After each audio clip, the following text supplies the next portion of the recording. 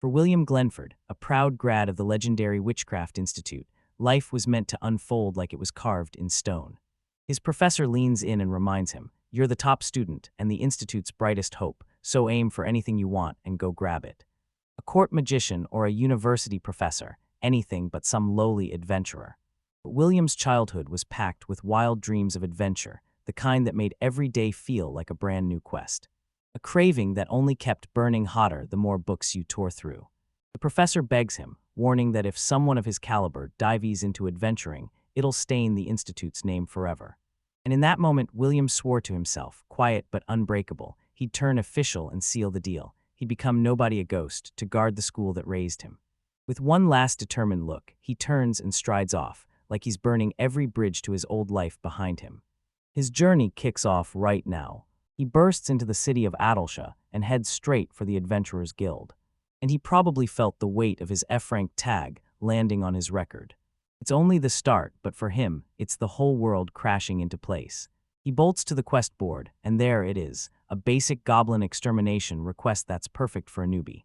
But here's the catch, F-rank adventurers can't roll solo, they need a party of at least 4. Right then, a tiny voice shot up from below, calling his name. A little beastman girl named Mei steps up and introduces herself, then she clocks it instantly. She's spot on that he's a brand new F-ranker. William is totally blown away by how tiny she is. And he can't help himself. He pats her head, laughing that this isn't a place for a child at all. She snaps back that she's a grown adult, and he immediately blinks and says, "Relax, I was kidding." Mei tells them her party of 3 is 1 body short, and they're hunting for a 4th for the goblin quest. William finally admits he's a mage, or something close, and she wastes no time, dragging him to meet the rest of the party. A soft-spoken cleric named Cyril and a cocky samurai named Satsuki, 2 totally different energies about to collide. The party is packed only with stunning women, and William can't stop noticing how the other male adventurers glare with pure jealousy. Once everyone introduces themselves, the brand new party charges forward and sets off on the next big adventure. They burst into a goblin-infested forest, and the place hits them like a nightmare. And then he spots 2 lookouts watching from nearby. While the others argue about strategy, William stays cool and decides to take it on himself. He mutters a simple sleep spell, then, right in the middle of it, his newbie nerves slip up and he loses control. The spell whips into a colossal vortex, roaring with raw, unstoppable energy. It doesn't just wipe out the goblins, it levels every single member of his whole party too. That massive surge of magic crashes over the distant town too, and just like that, every single person drops into sleep. He hovers over his teammates' sleeping forms, chewing himself out for every ounce of lost control. He jerks awake Satsuki first, and when she hears he just knocked the goblins out cold, horror hits her like a punch. He roared that a real samurai never strikes down defenseless opponents. Cyril snaps awake, tears into him for charging in recklessly without a signal, and warns him he just put everyone in danger. William finally sees her point, and with full sincerity, he drops his pride and apologizes for his overconfidence. The moment they step into the goblin cave, Mei darts ahead, her beastman senses blazing with warning. Impressed, William secretly casts his wizard eye spell to scout ahead, then Mei somehow senses it anyway, snapping him to attention with her razor-sharp instincts. They find a fresh room packed with 5 goblins, and trouble hits instantly. And this time William nails his sleep spell, drops them all 1 by 1, clean and trouble-free. Satsuki still looks torn apart, so he blurts out, "At a party, you've got to read the moment and adjust, no excuses." A feeling hits her so hard it finally clicks. She vows that next time, the spotlight is finally gonna be hers. Deeper in, Mei stumbles on a twisted, intricate trap, and it screams one thing: this goblin is way smarter than it has any right to be. William's wizard eye snaps into focus, and her worst fears hit. There in the final chamber sit a goblin lord and a goblin mage, just waiting. The whole party's reeling, because that nightmare hits like pure bad luck. But Satsuki can't contain her excitement. She's itching for the real fight. William decides to put her to the test, then tells her the goblin lord is hers to take. They barge into the chamber, and William wastes 0 time. He blasts the goblin mage with another spell and knocks him out cold. Mei and Cyril are left reeling at work, staring down a monster that's been drained of magic. Satsuki squares up against the roaring goblin lord. He unleashes one devastating strike, and it drops in a single blow. She breaks into a grin and admits it was kind of fun after all. William's jaw drops. He's clocking her power and calling it at least C rank. Once the quest was finally crushed, they storm back to the guild and immediately find chaos. Everyone's freaking out over a mysterious mass sleeping incident that just hit the city. William's gut churns. He's almost sure he knows what's really behind it. Miai, always the scout, snaps up a fresh mission to hunt down and exterminate the undead terrorizing a nearby village. And the party slides off once more.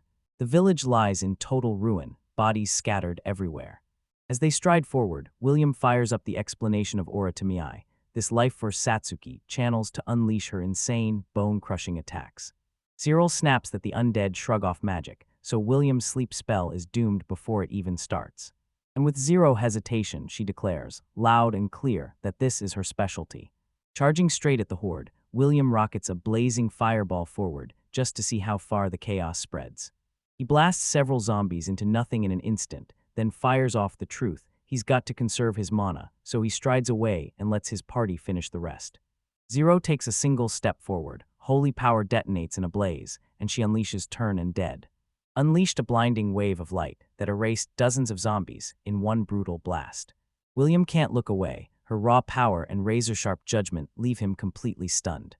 Miai feels kinda useless, but William swoops in fast, loudly praising her. He tells her he truly depends on her scouting, her razor-sharp trap detection, and that unstoppable bright attitude of hers. His words hit her straight in the heart, and she blushes hard before sprinting off to help tidy up the last few messes. But just as the fight is over, everything snaps, something goes horribly wrong, and Satsuki's aura detonates with violent force. In the blink of an eye, she rockets forward and drops Cyril instantly. Then Mia sends them flying, straight into chaos. William freezes on the spot, completely stunned, unable to even process what's unfolding. Satsuki whips around to face him, her expression contorting into a terrifyingly joyful grin, then she erupts into maniacal laughter. With this insane power in her hands at last, she swears she's going to wipe out everyone. A chilling laugh rips through the air as the spirit latched onto Satsuki glares them down, swearing that every bit of their interference is gonna cost the scum dearly. But William had no time for threats. He calmly flicked a sleep spell, and the enraged girl crumpled to the ground in seconds. He coldly snaps orders at Maiai to grab a rope, then they lasso her up fast. Once she's tied up, he interrogates the ghost, only to realize it's now wearing Satsuki's body. Cyril tells her that a spirit can only be soothed by untangling its regrets, but the ghost won't listen, shrieking pure hatred and begging to wipe them all out. William flatly refuses her plea, and Philia's spirit trembles as it recounts the nightmare that hit her village, bandits who raped the women and then slaughtered everyone. She pleads for her release, her voice buzzing with the need to tear out his guts, yet William's response stays ice cold, stubborn as snow. Philia explodes in fury, calling them out for backing the bandits, but Cyril steps in fast, reminding William that Satsuki's safety comes first. She warns that if Philia charges in reckless, Satsuki could get killed, and they refuse to gamble with her life. Drenched in tears, she begs, "Tell me, if I can't land my revenge, what am I even supposed to do?" Seeing her desperation, William spots a golden opening, and Cyril tells her to make a real, proper request, because they're adventurers for hire. Suddenly, right inside her own head, Satsuki snaps into the truth. She's the one being possessed, and her body starts moving like it's not hers. The group marches toward the nearby church to pray, and Philia's face lights up with grateful warmth as she receives the gesture. Right as she's moving forward, Satsuki gets slammed with the ghost's memories, like a glowing memory wave, and suddenly she's seeing Philia in a wedding dress, smiling in pure love the night before her marriage to the village chief's son. But the closer they get to the church, Philia snaps. She's terrified and refuses to step inside. Another memory snaps into place, pure nightmare fuel, as bandits crash the church while she's standing at the altar. Her fiancé was cut down as he yelled for her to run for her life. And a leering brute lunges in, snatches his prize meant for the slaughter. Right in the present, William finally clicks that the bride was Philia. Cyril's fury explodes at the story, but William just drifts into thoughts about how justice can shift in relativity, then he shrugs it off. Philia digs up a secret pouch packed with 100 gold coins, her payment finally in hand. With the prize locked in, the crew snatches the quest, slip into the hideout, and wipe out every last bandit. Satsuki's spirit materializes before Philia, urging her to snap out of it, and confessing that she's only borrowing her body for a bit, so sweet it hits Philia right in the chest and sends her straight into tears.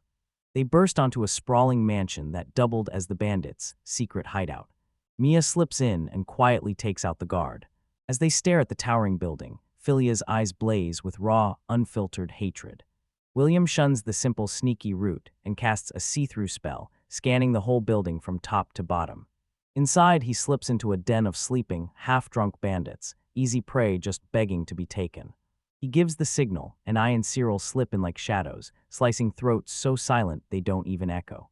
Philia's thirst for revenge burns too hot to hold back. She screams like a nightmare and swings her sword down on a sleeping bandit, shattering the silence and waking everyone around. The room detonates in chaos as she hacks and slashes, shrieking that the scum should die. To stop them from screaming for reinforcements, William snaps a silent spell into place, and the terrified bandits lose their voices on the spot. Miai bursts into the chaos and drops another bewildered enemy. With the danger finally shut down, William storms up to Philia, rage blazing. She nearly blew up everything they'd planned. Cyril starts freaking out that they might force Philia to spar her, and that thought makes Philia panic, because she's terrified she'll lose her shot at revenge. Satsuki's spirit surges in again, instantly soothing Philia, while leaving everyone else scratching their heads with her oddly kid-like battle tales. Philia snaps her comm back into place and tells the group she'll take care of the final room, where the boss is, alone. William knows it's too dangerous, so he slams her with wave after wave of blessing and strengthening spells, making her pass out again and again, until she's finally ready. Satsuki leans in and fires off one last burst of encouragement, telling her to follow her heart and do exactly what she wants. With William's haste magic powering her, Philia rockets across the battlefield at superhuman speed. Storming into the final room, he drives a blade through a man before the poor guy can even lift a hand to react. The others rush her in a frenzy, but their axes smack into an invisible force field William laid down, bouncing off like they hit nothing. Her enchanted sword flares with raw power as she steps toward the terrified men. The boss tries to scare her with his heavyweight backer, but Philia doesn't even flinch, because all that matters is this: she'll end them with her own hands. She erupts in fury, blades flashing like a storm, leaving the whole room splattered with blood. Towering over the final corpse, she finally saw her journey reach an end. She thanks Satsuki with one last breath, then vanishes into the dark, right where her beloved waits in the afterlife. Satsuki finally slips back into her body, crashes into her friends with a fierce hug, and lets out a breath, because the nightmare is finally over. But when William tears through the room, his eyes lock onto a letter. His face drains of color as he reads the order, straight-up command to wipe out Philia's entire village. That signature at the bottom is the real nightmare, Count Goldart, the cold-blooded aristocrat who rules this land. The whole party freezes in stunned silence, staring at the horror like, wait, why would a lord pay bandits to wipe out his own thief? The royal capital of Glaceburg is jaw-dropping, an enormous, sprawling metropolis that makes Cyril feel like a complete hillbilly out of his depth. Satsuki teases her for making it so painfully obvious, but you can't deny the sheer grandeur. As they head toward the capital, Satsuki can't help but wonder why they even showed up, so Will spills the entire messy story from start to finish. He reached out to the Witchcraft Institute, hunting for answers about a graduate named Alice Framelia. He didn't use a letter at all. He used a magical mirror to talk straight to his old professor. His professor straight up confirmed that Alice's graduation paper, a forbidden kind of magic that drinks in the souls of the dead, while Cyril dives into some surprisingly adorable sandwiches. Satsuki wastes no time. She's sure they've got to track down this Alice and cut her down for siding with the undead. He calmly cuts in and says the real target is Count Goldart, the same man who approved Alice's twisted research and even used a letter to command the bandits to strike Philia's village. That letter right there is the proof they've been chasing, so as adventurers, they should trade it for a reward. To pull it off, they've got to track down one of his acquaintances, a guy he talks about like he's some kind of prince, while the girls start wondering if he's got powerful connections behind the scenes. Yeah, it basically spills that he was born in the capital and stayed there until he was 13, then watches everyone's jaws drop. He charges them toward their destination, this massive, towering castle looming like a fortress out of a nightmare. Standing right before the gate, Cyril's nerves kick into overdrive. He can't shake the thought that a prince won't meet them unless they had an appointment. Suddenly, a mysterious figure closes in and announces the blonde youth as Eileen Glasserode, the princess of this very kingdom. Cyril is completely stunned. He grabs Will and blurts, "What do you mean, prince?" He calmly says, "I meant it as a prince's position," and that misleading line instantly earns him a sharp glare.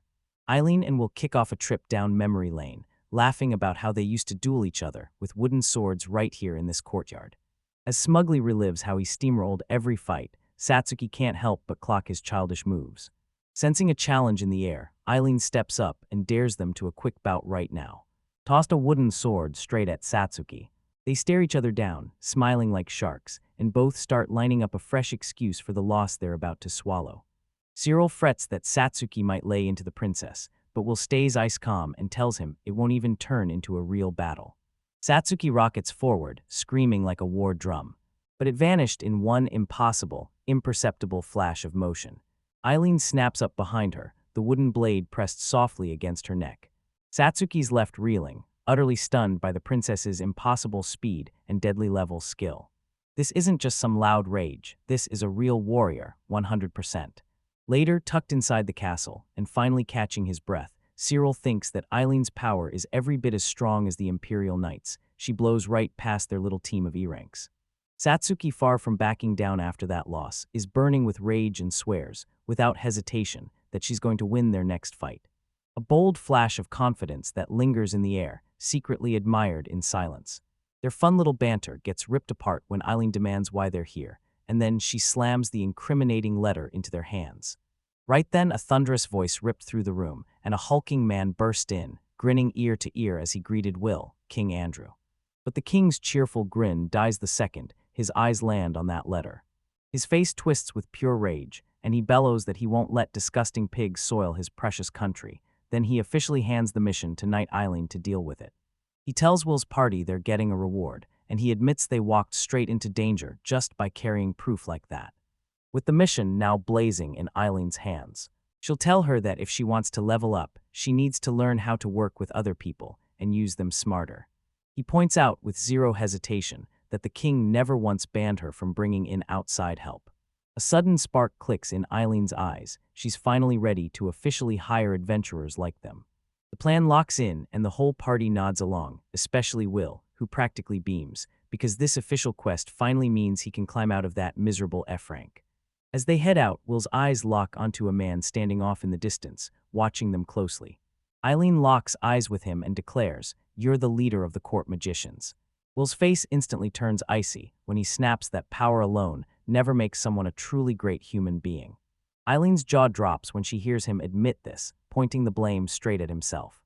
It's the first time those girls have ever heard him badmouth someone.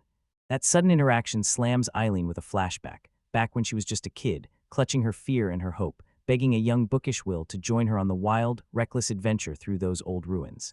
She'd been bright enough to call them fellow adventurers, until her tutors showed up and slammed that hopeful dream straight into the cold truth of their stations. She remembers making him a promise. One day, they'd both step into the world and chase an adventure side by side. In the present, she shrugs off the memory like it's nothing and tells them, with a grin, that she was just kidding. But as she stands alone in that long, empty hall, her wistful face screams that she's aching for the life she almost had. Once they accepted the princess's quest and rode out of the royal capital, the party couldn't believe how painfully quiet the road felt. Cyril fumes about how boring everything feels, glaring that there's not a single spark of romance between the party members. The talk pivots straight to the target. William coolly pushes the idea that hitting him head-on is the only questioning tactic that'll work. Suddenly, his alert spell snaps to life. An eye-catching shimmer blooms into a magic bubble, sniffing out movement nearby. Those razor-sharp eyes and quick ears catch three looming, human-sized figures creeping closer, step by slow step. William absent-mindedly rubs her head and praises how handy she is, and she instantly blushes. Then he casts a see-through spell to spot every one of their guests. His vision locks onto three monstrous F-rank orcs, way tougher than any goblin ever. As William weighs just strolling past them, Satsuki explodes in fury, insisting they can't let creatures that would slaughter innocents roam free. She boldly declares she can take them on herself, but Cyril snaps back that it's too dangerous, and that's how a petty fight erupts between them. While they're busy snapping at each other, William slips forward and rips off a spell that drops two of the orcs on the spot. Satsuki snarls with raw rage. Her prey got ripped away, and she lunges at the last monster, ready to tear it down.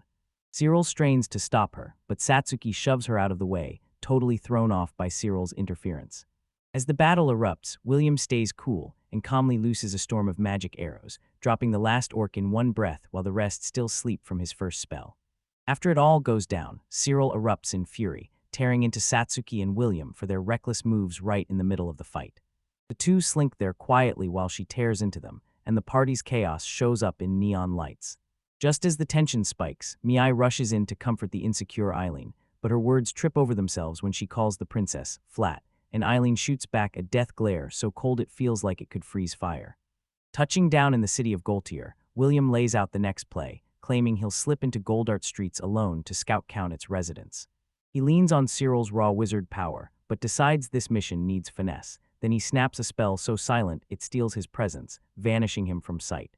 He strolls right past the heavily armed guards, and they're totally clueless that he's even there. Inside the compound, he feels brutal magic wards snap into place, and then he uses his see-through power to slip into the mansion with his eyes.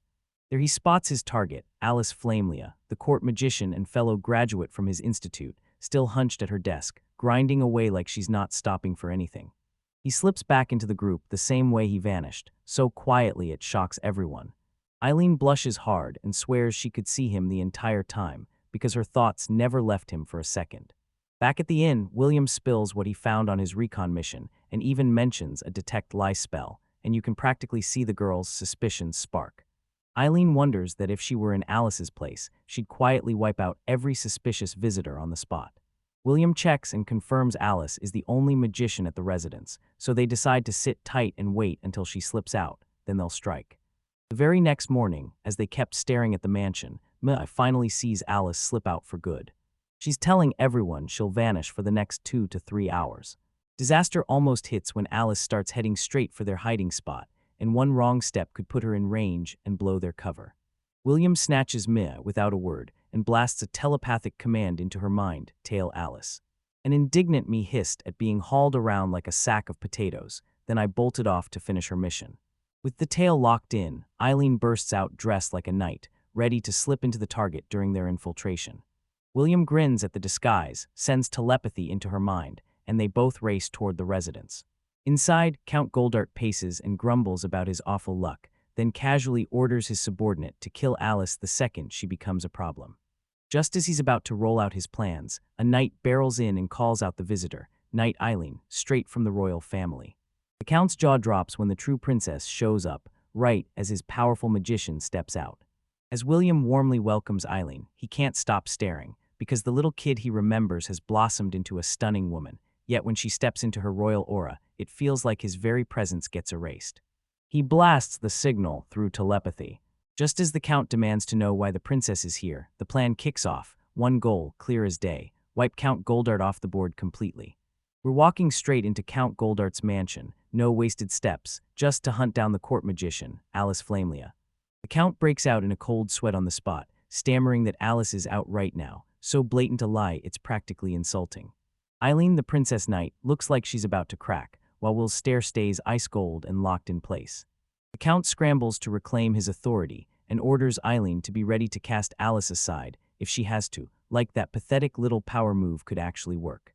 But Will is already a few moves in front, and he saw the trick coming before anyone could even pull it off. He slices through the deception, voice steady, and drops the truth. He's heard nasty rumors about Alice. She's been cooking up undead experiments, and she even wiped out a whole village inside the Count's territory. The Count erupts into frantic denial, barking that it's impossible, and that he'd never, ever stand for that kind of evil. His panicked reaction practically screams, "Yep, you nailed it," and that's how Will knows he's right. I can't stop asking, why isn't the royal family freaking out when a whole village gets massacred? Will tells everyone he tracked down a settlement for the survivors, but you can tell the Count was fully in the loop, and he deliberately buried the truth. Enraged by the lies, Eileen, the royal knight, slams her decision down and vows that Alice must be wiped out. She pitches a surprise mansion strike and demands backup, right then and there. The Count spots his opening and demands to know, can Eileen take down his 3 guards and still keep him safe? Then he jabs a finger at Will, praising him as a brutally skilled mage, using it as a desperate bluff to terrify the princess. The lie clings to the air like smoke, and the Count's face turns slick with sweat as it finally hits him, how far he's really gone. He makes one final desperate push, roaring that the mage is tricking the princess, and then promises his guards a fortune to storm in and take them down. The guards gripped their weapons, ready to strike the moment trouble hit. He just lifts his staff and shouts one word, "Master," and that's the whole command. The guards go ice cold with fear, bodies shaking as they realize they can't win. Then they throw up their hands and surrender on the spot. The Count crumples to the ground, sobbing and wailing that none of this makes sense, still stunned by the raw power he just witnessed.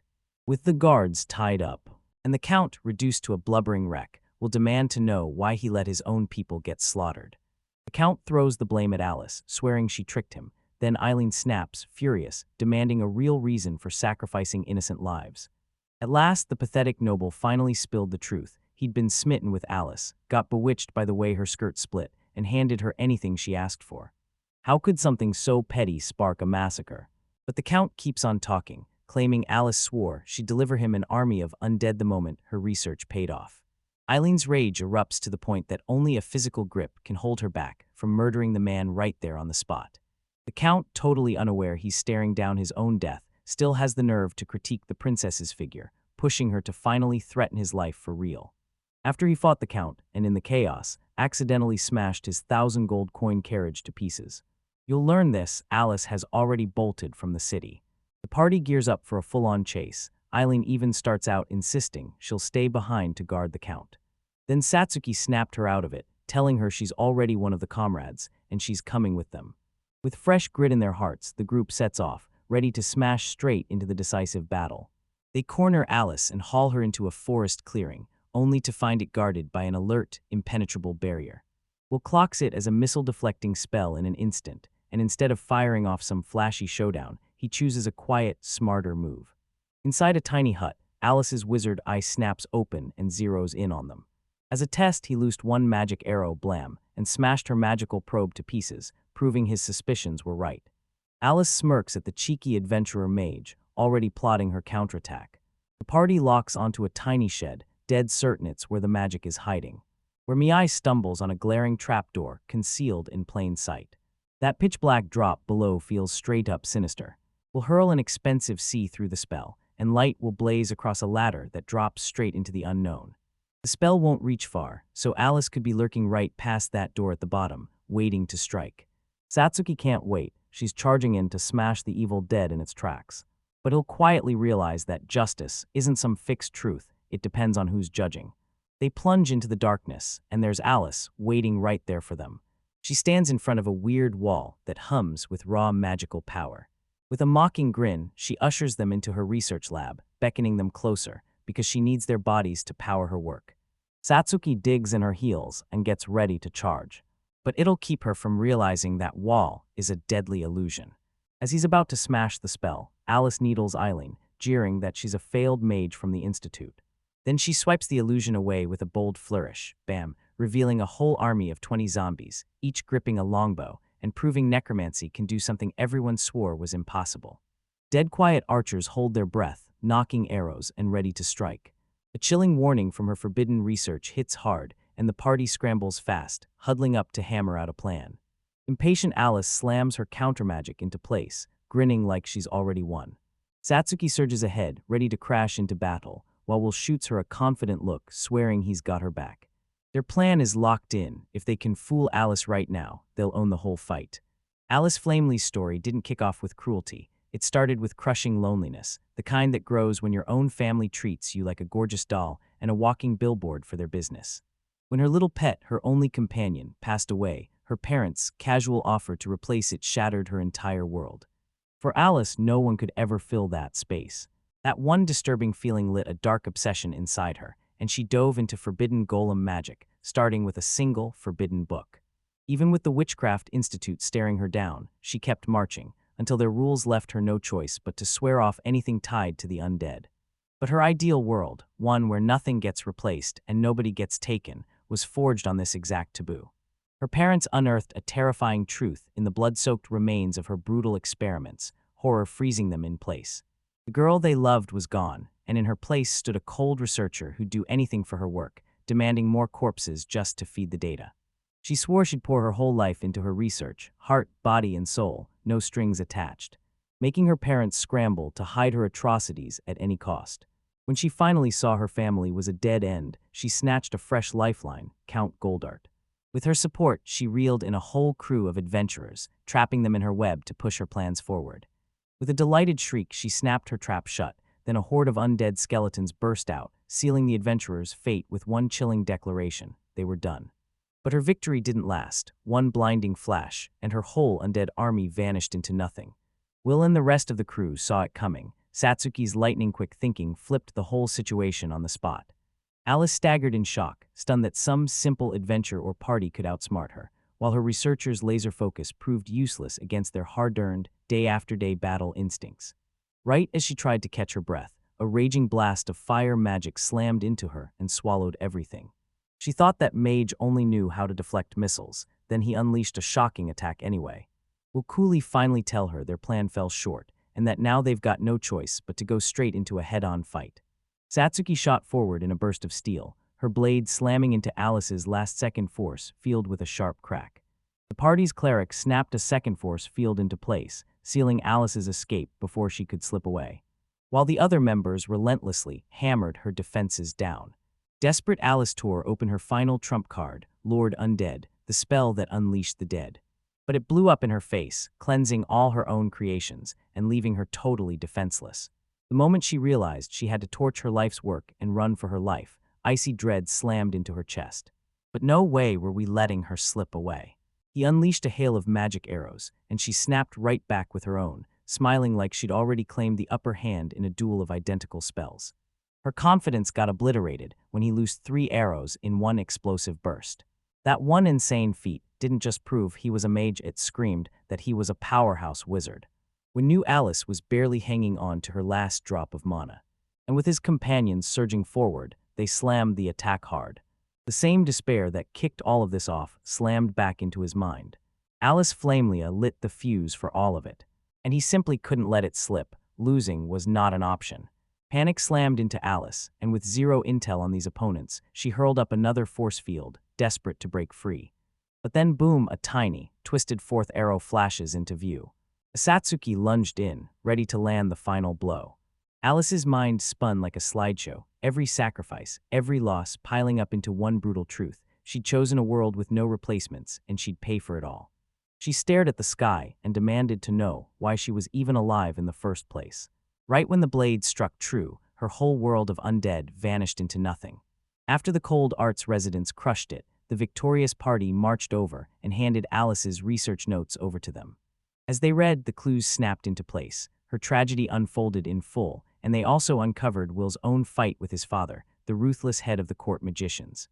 Later, as they huddle around the crackling fire, they're going to start burning the cursed research. Eileen stepped in with him, swearing that kind of knowledge had no right to exist, then offered her help to make it happen. She dragged up the one undead that the purification couldn't erase, the golem Alice had been carrying, and it was so terrifying that it forced her to doubt what justice even means. She leaned in and practically demanded that Wilta finally say what was really on his mind.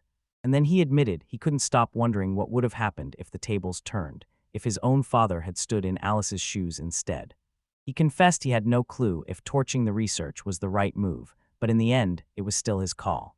That turned every single one of them into willing accomplices. With his final adventure wrapped up, his life as a nobleman's son finally came to an end. Will had his name stamped as a lowly F-rank adventurer in Altura City. As Eileen got ready to ride out for the capital, she teased Cyril relentlessly about how everyone could see her feelings for Will. She broke down, tears streaming as she confessed she couldn't abandon her duty as a knight. Eileen called them her comrades with a warm smile, because that feeling came back to her again and again, reminding her they were his very first adventuring partners, and it thrilled her to the core. Satsuki, the rival who never takes a breath, lunged to strike a flustered Eileen. But her rough, unrefined technique got her punished fast. With a bright wave, Eileen swore she'd come back swinging next time. After that one crazy adventure, everyone leaned into what came next, and I pushed the idea of a B-rank quest. Satsuki said she had to train right now, because she couldn't stand the thought of falling behind the princess. Zeril pitched an orc extermination quest just to snap her mood back to life. So they pushed forward, only to hit the orc lair and discover another pack of adventurers had already torn it apart first. William and his party crash onto a brutal scene. There's an orc's corpse right there, and it was killed just minutes ago. He gets hit with this weird deja vu, like he's seen this exact moment before, yet his wizard eye scans the area and spots nobody. He quietly urges his team to catch their breath, then stay on guard, because in this world, you never know when a so-called enemy might flip sides and become your ally. Just a few minutes back, Lithuania, so confident she practically shines, leads her elf squad back through the same forest, scanning every shadow to confirm there aren't any orcs nearby. She chews out her subordinate for slacking off, but Cafo's younger elf shoots back that the orcs are massive and terrifying, and he just wants to go home. Another elf swoops in to soothe him, and Lafania snaps that the stupid couple needs to stop flirting on the job. She daydreams about her prince charming on a white horse riding in to rescue her, and her friends can't stop laughing at the whole thing. Their jokes get cut mid-sentence the moment they spot a lone orc guard watching from the shadows. Thinking orcs are nothing but dumb brutes, Lefania snaps out an order to her team, get ready to cast a sleep spell. The spell slams into the orc, and instead of dropping into sleep, it explodes into a roaring scream of agony, its vitality way higher than they ever expected. Right before anyone can even react, more orcs burst out of the cave. Lithuania snaps into command the moment it starts, ordering a first strike, and her warriors explode forward like lightning. The battlefield turns into pure chaos, magic arrows streak through the air, swords slam into thick hide, and the orcs still refuse to fall. One of the beasts drops in, sparing the terrified Kafos at the last second. But his comrade Rado lunges in and shoves him aside, taking the club's brutal hit full in the chest. Fania freezes in terror as her warrior collapses into a pool of blood. Rage burns in her chest. She refuses to back down, swearing she won't leave that cave until the last orc is cut down. With grit in her eyes, she vows, this mission isn't stopping. But just as they press on, a fresh wave of orcs crashes in from behind, and the earth crumbles under their feet, sending the elves plunging into a hidden pitfall. While everyone else at Williams' party fumed with boredom, they finally gave up waiting and moved on. They stumble onto yet another blood-soaked battlefield, and this time, beside the piled-up orc corpses, an elf's body lies sprawled in the carnage. William's stomach drops as the truth hits. This is really bad, and they may not reach safety in time. He roars at his team to speed up as they sprint straight for the cave.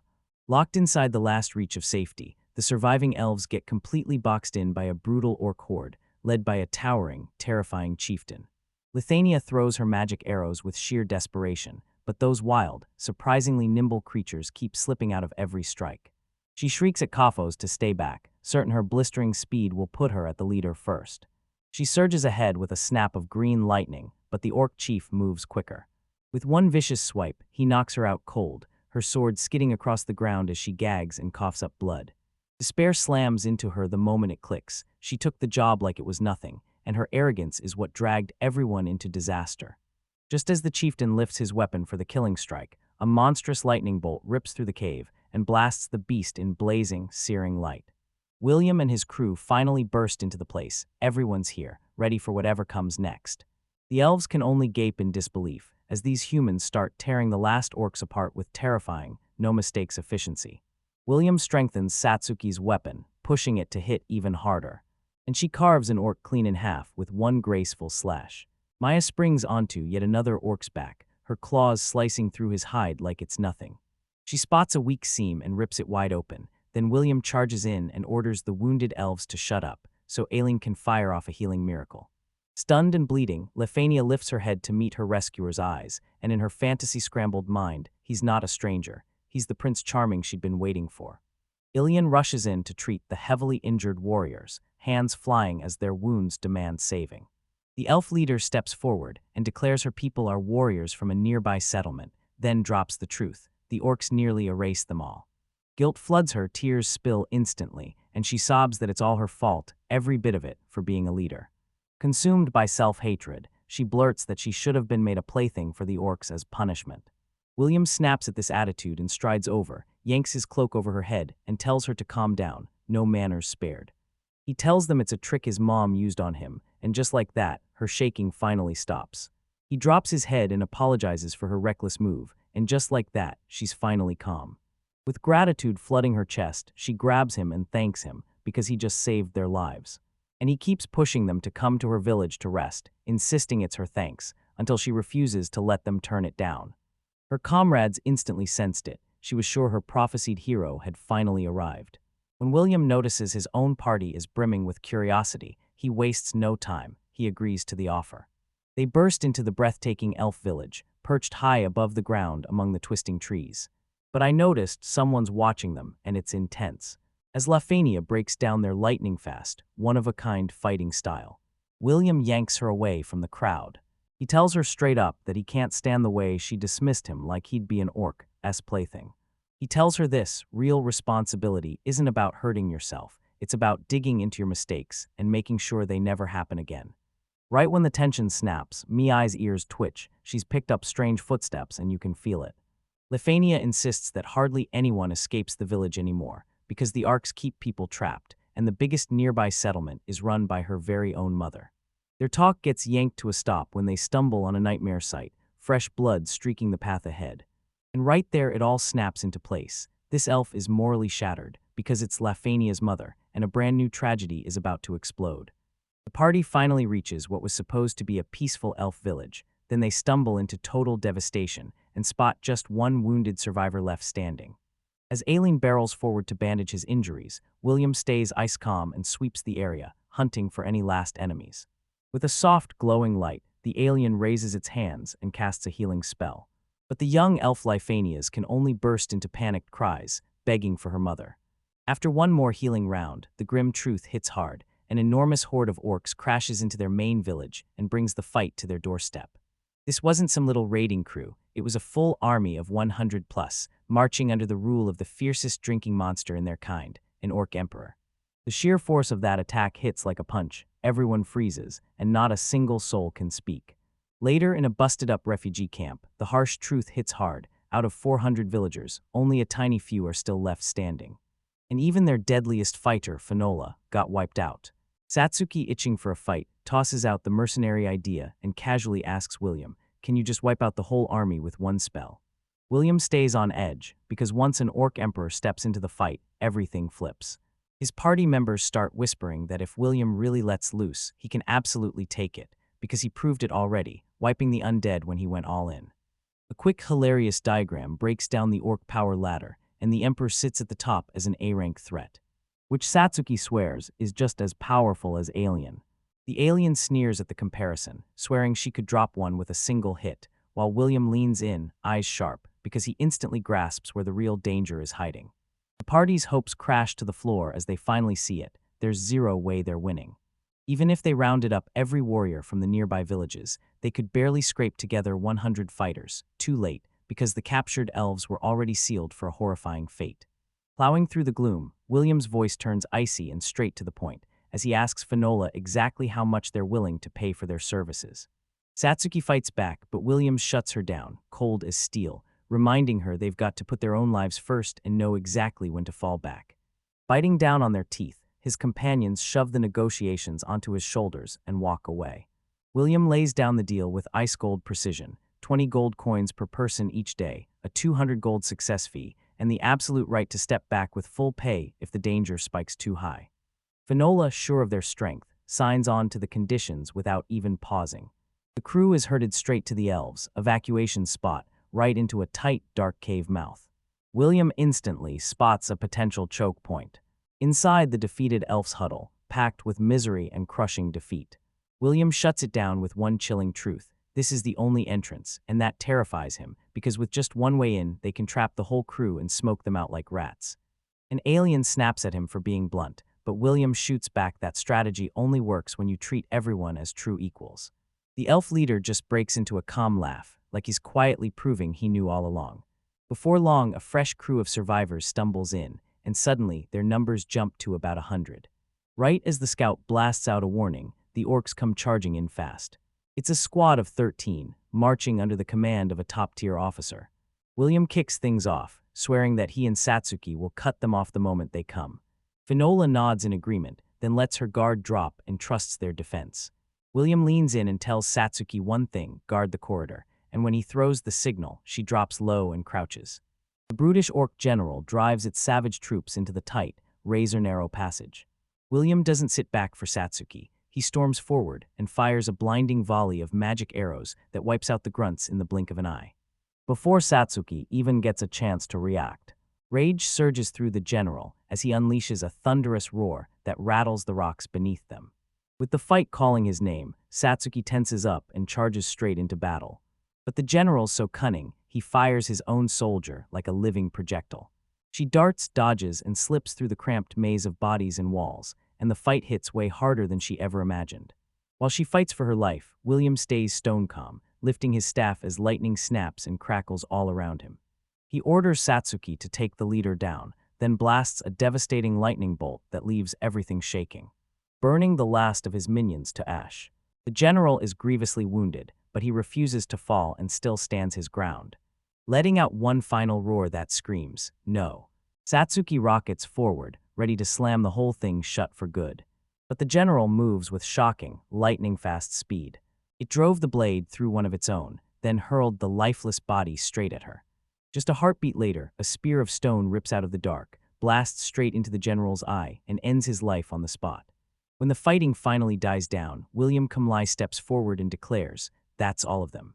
Satsuki is left gasping, shaken to her core by just how terrifyingly strong that high-ranking orc is and how little she can match it.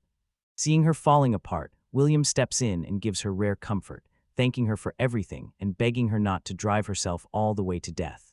When they come back, the elves go wide-eyed because those guys just returned victorious. He crushed the enemy general's lead squad all by himself. Finola can't stop wondering why the orcs didn't come barreling in with their whole army, and William finally lays it out. This is their nasty game. They've broken into groups to chase down the scattered elf refugees, rounding them up like helpless sheep. Now their party has turned into prey, and that wolf is closing in on the flock.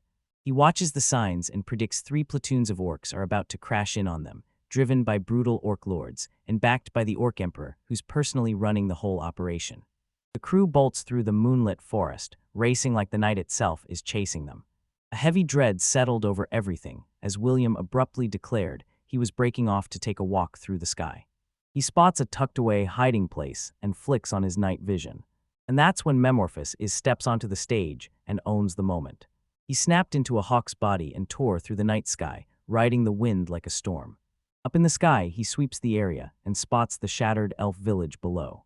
And his blood turns to ice the moment he spots captive elven women, bound tight and shaking with terror.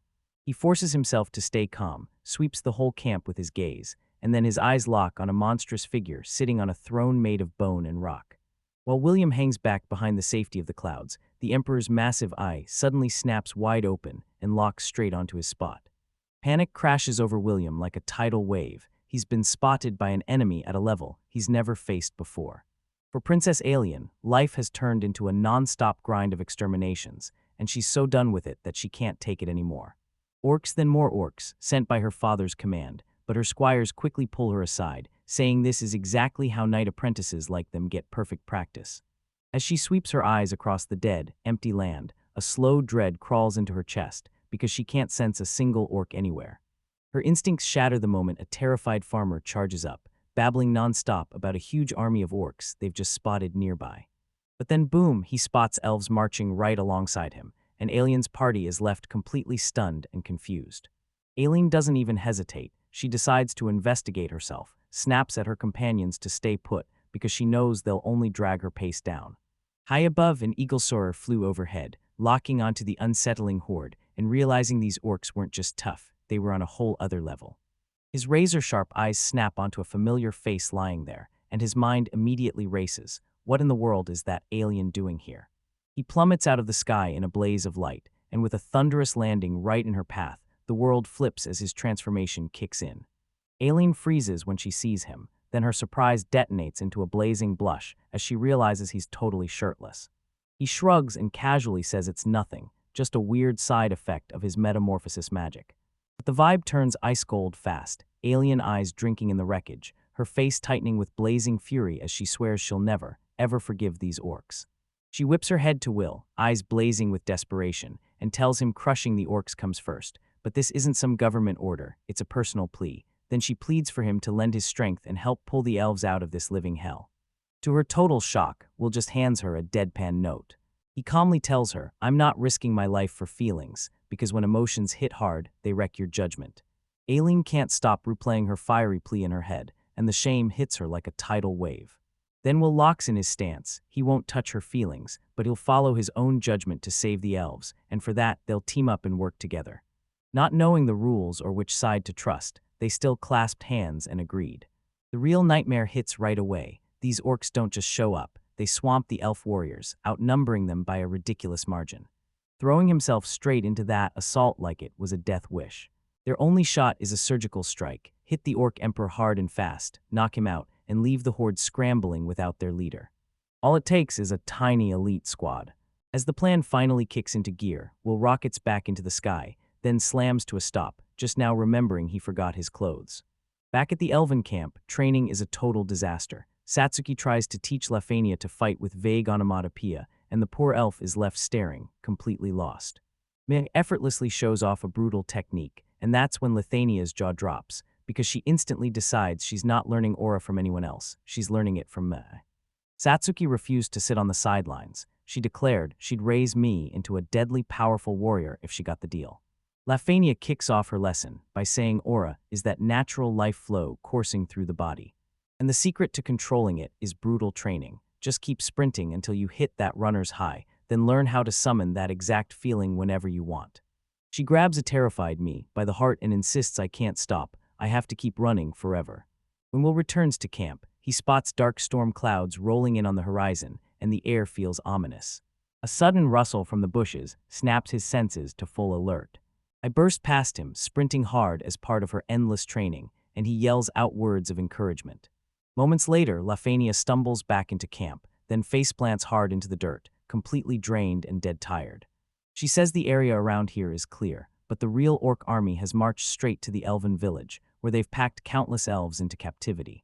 Dark rage burns in Will's eyes as he vows he'll never forgive them.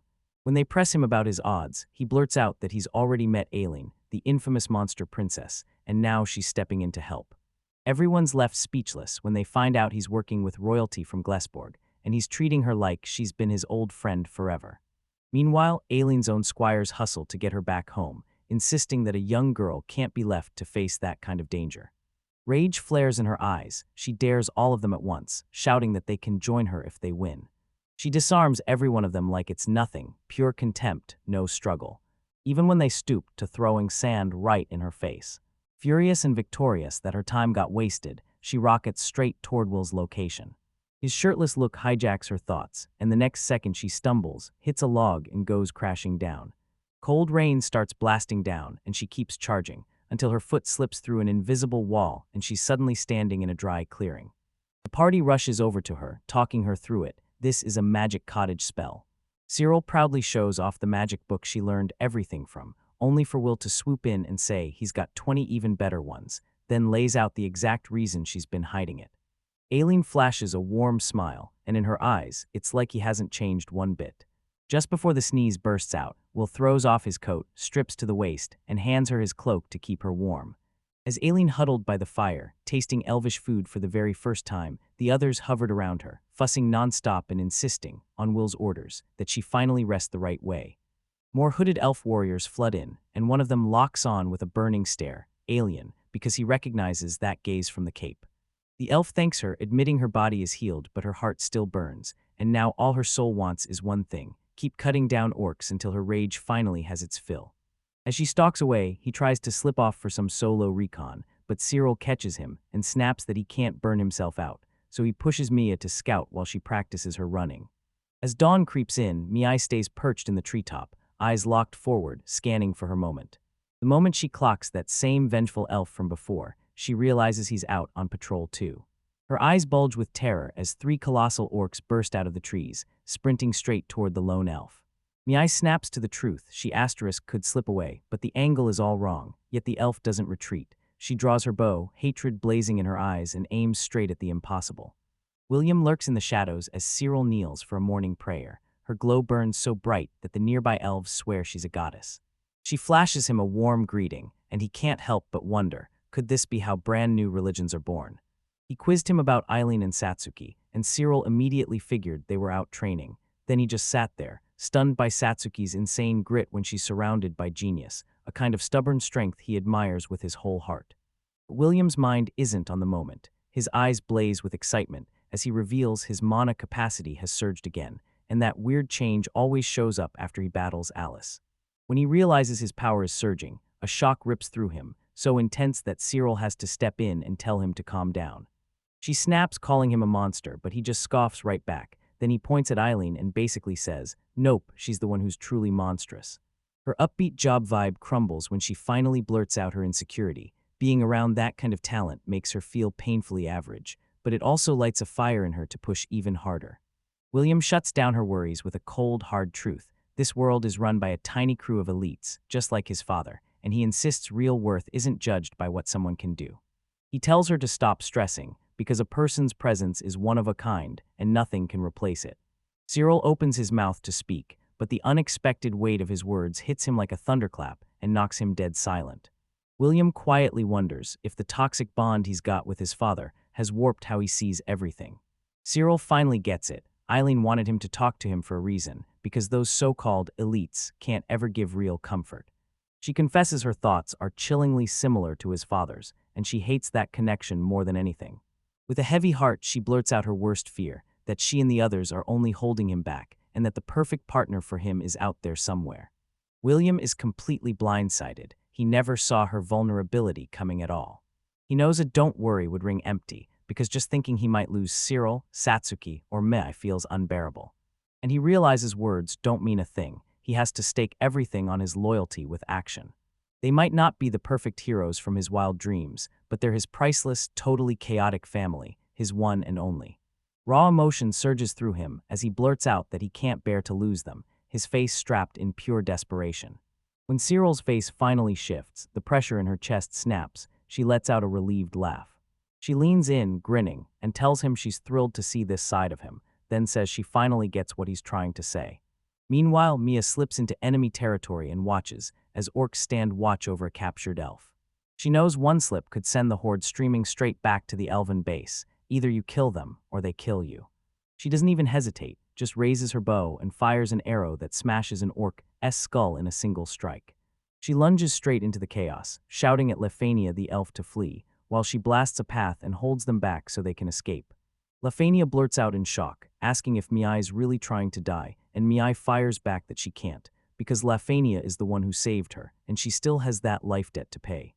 Mei and Lefania broke apart, but the orcs turned their rage on Mei alone, giving a single beast the perfect opening to smash into Lefania and strike her down brutally. As the orcs spot their unconscious El, panic hits like a wave. Miai hurls a sleep spell into the air, then blasts an opening, so she can stomp down and shatter the next orc's head with one devastating kick. Miai battles the hulking brutes with everything she's got, but her stamina keeps vanishing by the second. She knows she has to shut this down fast. Anything slower and Lefania won't make it. With sheer focus, she taps into her aura for the very first time, and her body suddenly turns impossibly weightless. Right as she raises her blade to strike, the orcs whip around and bolt for their lives. Before my eyes, a mysterious force rockets in from the side and obliterates them instantly. Lefania spots a split-second flicker. Every one of Miai's joints snaps into perfect alignment, and it's so far beyond comprehension it feels impossible. With a brand new surge of power lighting her up, she decides to test it, then blasts forward at blinding speed, cutting down the last orcs with pure, effortless contempt. The brawl's finally done, it's over. But once the adrenaline slips away, exhaustion hits like a truck, and she crumples to the ground. She grits her teeth and hauls herself upright, burning with desperation to complete her mission. The moment Satsuki's voice slices through the haze, the whole party floods in, pulled there by the noise and chaos. Eileen Poltz totally missed it as Miai, barely able to stand, weakly pointed at the elf they'd saved. Cyril rushes to Lefania's side and steadies them, promising with total confidence that they'll be fine. Satsuki and Eileen watched Mia light up her aura for the first time, and they both knew she just had to shove past her limits to master it.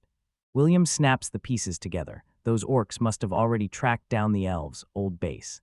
Guilt crashes over Mia as she spirals that her actions only made everything worse, but the now-conscious Lefania snaps back and shuts her down. She confessed she'd already been ready to die, but Miai's desperate fight lit a spark in her. Suddenly, she was alive again. She grabs my hand, thanks me like I'm her little savior, then drops straight back into unconsciousness. William grabs the chance to spoil me with a proud pat on the head. Soon enough, the introductions kick off, and when they're done, Lafania breaks down in happy tears, shouting that Meh has turned into a truly excellent warrior. Eileen bluntly lightens the vibe by asking about William's marital status, and she instantly flusters everyone with the question. Lafania finally admits she'd been secretly hoping to slide into his supposed harem. But their laughter dies instantly when a frantic scout bursts into the camp, sprinting for his life. Dire news hits, now the orcs are marching in, and you can feel the chaos closing in. Just as everything felt eerily quiet, the message hits. An orc platoon has started to move, and their commander, the upper variant orc lord himself, barrels straight for the elves' old base. Finola lays it all out, 30 to 40 orcs, wrapped in a brutal defensive aura, and that's only about 1/3 of their main force. With just 30 elf warriors, the odds look brutal, and she can't stop worrying about a brutal head-on clash, especially since the orcs may have already tracked their exhausted forces. But there's one huge advantage. These orcs have zero clue about their real power or where they're hiding. The only way out is pure brutality, wage a full-on slaughter so not a single scrap of information ever escapes. Will coldly notes that yesterday's rain turned the ground to mud, and now it's exactly what their plans need.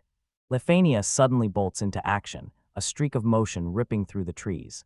She dashes back a few seconds later and tells them the orcs won't even see it coming, because they're definitely walking right into the trap she laid. As they crouch in the bushes and stare at the horde, charging closer and closer, they reveal Will's pulled off something insane. He's forged a perfect illusion of Lithania just to lure the enemy in. Lefanier is mortified. He accidentally messed up Finola's bust size on the replica. Thankfully, Eileen isn't around to witness the disaster. The roost actually works, and the Orc Lord keeps his eyes locked on his troops as they march right behind the illusion. Right on cue, the orcs slam on the brakes, wary of some deadly trap lurking in the cave ahead. Staying frozen in that mud makes them sitting ducks, perfect targets for whoever's hunting them. As Lafania darts into position, Will snaps a warning, don't let your guard slip. Behind the lines, Eileen stalks up to Will and needles him about being alone with Lafania until he snaps and shuts her down. He leaned close and thanked her from the bottom of his heart for standing by him. He flashes back to that secret talk, where he ordered her to forge a perfect illusion of herself and swore he'd shield her no matter what. Talk is done, now he's ready to unleash his magic. And a brutal blizzard spell crashes down on the huddled orcs, shattering the air, showering them with frozen fragments. But even as the spell wipes out their ranks, the elves cowering and hiding can't believe their eyes, because the surviving orcs suddenly burst from the inside. While the enemy force crumbled into chaos, Lithania barks the order, and a storm of elven arrows slams down on the survivors. As the cleanup starts, the Orc Lord barrels forward and lunges straight at Eileen, who parries every attack with ruthless precision, her movements flowing like a survival dance. She shouts to Will that the creature's defensive aura is too overpowering for her to land a killing strike. Will ever compose clocks the whole situation, then fires one blazing magic arrow to swing things back in their favor, while the other elves tear through the stragglers. Soon the battlefield goes dead quiet, the last orc drops defeated. Finola calls it a walk in the park, no casualties, and victory is theirs. But it doesn't last. He slices the celebration in half and announces they're leaving right now. He points and shouts their next target, the orc base and the orc emperor himself, leaving the elves utterly stunned by the sheer audacity of his move. Cyril explodes with fury, demanding a straight answer for that reckless plan. Eileen calmly lays out Will's logic, because they've got to hit now, before the orcs start getting suspicious. Will's condition is the real monster. He's already burned through more than 30% of his mana, and he'll need hours just to get it back. Charging in right now is a massive gamble, because if the orcs catch on, they'll have to leave the hostages behind. With tension choking the air, Lafania clenches her fist and swears she won't be a burden anymore. She'll fight for the chance to do what she can. Just then Satsuki blurted out a brilliant and totally ridiculous idea. Will should ride in a makeshift hammock while they're on the move. Then Finola cuts in fast with a legendary elven magic potion, something far better than anything else. It's a hidden treasure, forged from the world tree's sacred nectar. Drink it, and your mana snaps back instantly. And it's worth a jaw-dropping 50 gold coins. Finola leans in and admits she snatched it straight from the treasury during the attack, because what they paid them back the first time was nowhere near enough. With their main weapon charged to full power, they tore off toward the final battle. Will cast a disguise spell, turn into an orc, and lead his whole party, still chained up like captives, straight into the enemy camp. The act is so clean, it completely bamboozles the guards. thanks to a sneaky temporary language spell. Even so, the girls still have to choke down the nightmare of watching orcs tear into elven bodies. They finally stomp into the Grand Hall and find the Orc Emperor himself, sprawled and lounging on his throne like he owns the world. Finola will feel it the moment telepathy kicks in, because that assault is about to hit. Right when he's about to reach it, the Ember's eyes suddenly snap wide open. His sharp nose catches the scent of humans, and he erupts in rage, bellowing for answers like, "Who is William really?" The jig's up, and the moment it hits, the girls snap their bonds off instantly. And drops his disguise, letting out a cold grin at the Emperor's sneers. He treats them like prey, because they walked straight into his jaws on purpose.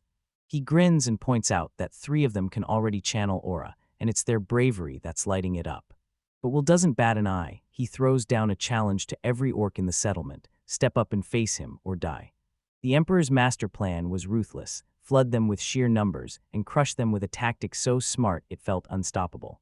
But does it already have a plan for that? He thrusts his staff up and rips a colossal dimension gate straight out of the earth. As he stood before the Orc Emperor and delivered the brutal truth, too late. The massive gate slams shut, cutting the Emperor and his elite guard off from the rest of his army. Now, the perfect battlefield is set for their final showdown. William lays out the whole plan with razor-cold precision: mask up, slip into the enemy camp, and go straight for the orcs' central command to unleash chaos from the inside. First, slam a dimension gate down to trap the orcs apart before they can fully regroup. He'll start by chanting enhancement magic first, because letting it fade mid-strike would waste a ridiculous amount of mana. He's going for a preemptive strike, grabbing the initiative first and letting the others handle the support afterward. The odds are stacked against them. The Emperor can go toe-to-toe with Eileen, and a Lord matches up evenly with Satsuki, yet the sheer swarm of other orcs tips the whole fight. If they're even, it's still a trap: beat them from the first second and rip the whole balance apart. Without a second to waste, they strike at once, pushing their assault hard to cut down the weaker links before they can even adapt. An Orc Lord howls and swings a massive club, but Eileen slams in to block it. Clang, steel meeting steel. The impact slams through her shield, shattering it, and then whips her left arm out of place. She slips under the follow-up blow, carves through another orc, and roars at her comrades, "Don't waste your aura." William stays cool as he watches the chaos unfold, and he knows the surprise attack hit exactly because Eileen's instincts were razor-sharp. The Orc Emperor sneers at the cheeky brat, laughing at him for showing up to face him with just one arm. Still, Eileen stands her ground, declares herself Glasserode's first princess, and roars that she's going to defeat him. The Emperor erupts in rage, blasting out the cruel question: what on earth are humans anyway? Raging at how they just up and seized this land, then slaughtered the orcs until none were left. He screams that it's not evil for them to live and to eat. And if there's anyone who deserves your hate, it's the god who forged this cruel world in the first place. Eileen's eyes blaze with hate as she snarls that this is a fight for their lives, and promises she'll be the one to crush him under her feet. While the battle rages on, a blessing snaps into place, just a small buff, but William thinks it's better than having nothing at all. He zeroes in his power, chooses just one person to level up, and blasts Mia with a savage surge of raw physical force. Power explodes through Mia's body, flooding every inch of her at once. And she rockets toward her target, dead sure she'd lose her mind if she can't pull this off right now. Now that her power's awakened, she drives her blade straight through the Orc Lord, an enemy who used to be totally untouchable. Meanwhile, the Emperor finally claws his way into Eileen's pace, and now she's the one forced to fight off the pressure. He snatches the perfect opening and smashes in a devastating hit. Watching her slam into the ground, she spits up blood, wobbles to her feet, and glares with unshakable defiance. William stared into his own chilling void of calculation. He knew her endurance could survive one hit, but he also knew a fatal blow was always on the table, and he had to accept that risk if he wanted victory. The Emperor smirks at how fearless she's been, then cuts her down with one brutal truth: it's already too late. But William has already swung into action, unleashing a brutal burst of power on the battered princess. Right as the Emperor's final strike crashes down, Eileen fights it with pure impossible strength, then shouts that it's him who's going to die. She swings a blinding slash and drops him completely in an instant, his massive body slammed to the ground. While William marvels at the rare knight who can take on an emperor with one arm, the healer barrels straight to Eileen. Eileen lets out a shaky, relieved smile, then her strength finally snaps, and she crumples to the ground as William is safe. Reality slams into William like a fist, and his cold plans start echoing in his head, because accepting the terrifying truth that she might be dead is the brutal price he has to pay for this outcome. As he locks eyes on her unconscious form, the slain ember's body starts to crackle, then it blasts apart, raining gorg all over the place. With their leader lying dead, the surviving orcs snapped into a frenzy and charged in with renewed ferocity. Cold rage claws at William's chest. He swears his comrades will never be silenced, then he commits to shattering the enemy's spirit. He hurls a colossal fireball into the horde and blasts them apart, cooking the whole crew alive in a blazing inferno. His face is wrapped in a mask of horrifying madness. Right then, elven reinforcements burst onto the scene, and their commander barked the order, attack. With the timing dead on, William makes his move and steps in to help. And in the blink of an eye, Orc lunges straight in, only to get vaporized by William's next blazing fireball. Suddenly, Eileen's right there beside him, wobbling on her feet but refusing to fall. She shoots him an apologetic smile, still shaky from what she's been through, but over the moon just to be with him. The healer tells him that the second he saw her hit the ground, William's agitation snapped something loose, and his magic burst out in flashy form, totally unlike him. William snatches Eileen's hand, and you can practically feel his worry pouring off him. And when he touches her, she melts instantly, wishing this moment could last forever. He tells her it's better if she helps treat the wounded, and she nods yes at once, flooded with pure, overwhelming joy. The moment hit him like a flashback, hauling him straight back to their childhood. A few hours later, the battlefield falls dead silent, and the ground is scattered with the corpses of their enemies. The lead elf thanks them again and again, then shoves a heavy bag into their hands, packed with double the gold he promised. The whole group is bursting with joy over that massive sum. The elf announces that William and his friends are true heroes, and their legend will be carried down for generations among her people. Eileen lets it slip that William has always been chasing the dream of becoming a hero, and the second he hears it, his face erupts in a red-hot blush. Elf Commander Lefania closes in fast, then plants a cheek kiss on him, and he thanked the hero with a brilliant, unforgettable smile.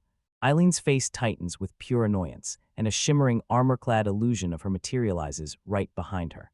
William then drops a brutal, catastrophic joke, claiming he always saw Eileen as a friend of the same gender. It's a comment so brutally unfunny that Eileen can't take it. She's completely crushed by it. Spotting her ripped clothes, William instantly shrugs off his coat and hands it to her, just kindness enough to wipe away the tension and bring a shy blush to her face. William looks back on the aftermath, knowing their win can't wipe away the tragedy and the pain it left behind. But that's their ride, and now their chapter is done. Later, deep in the city of Atlasia, they finally snag a rare breath of peace.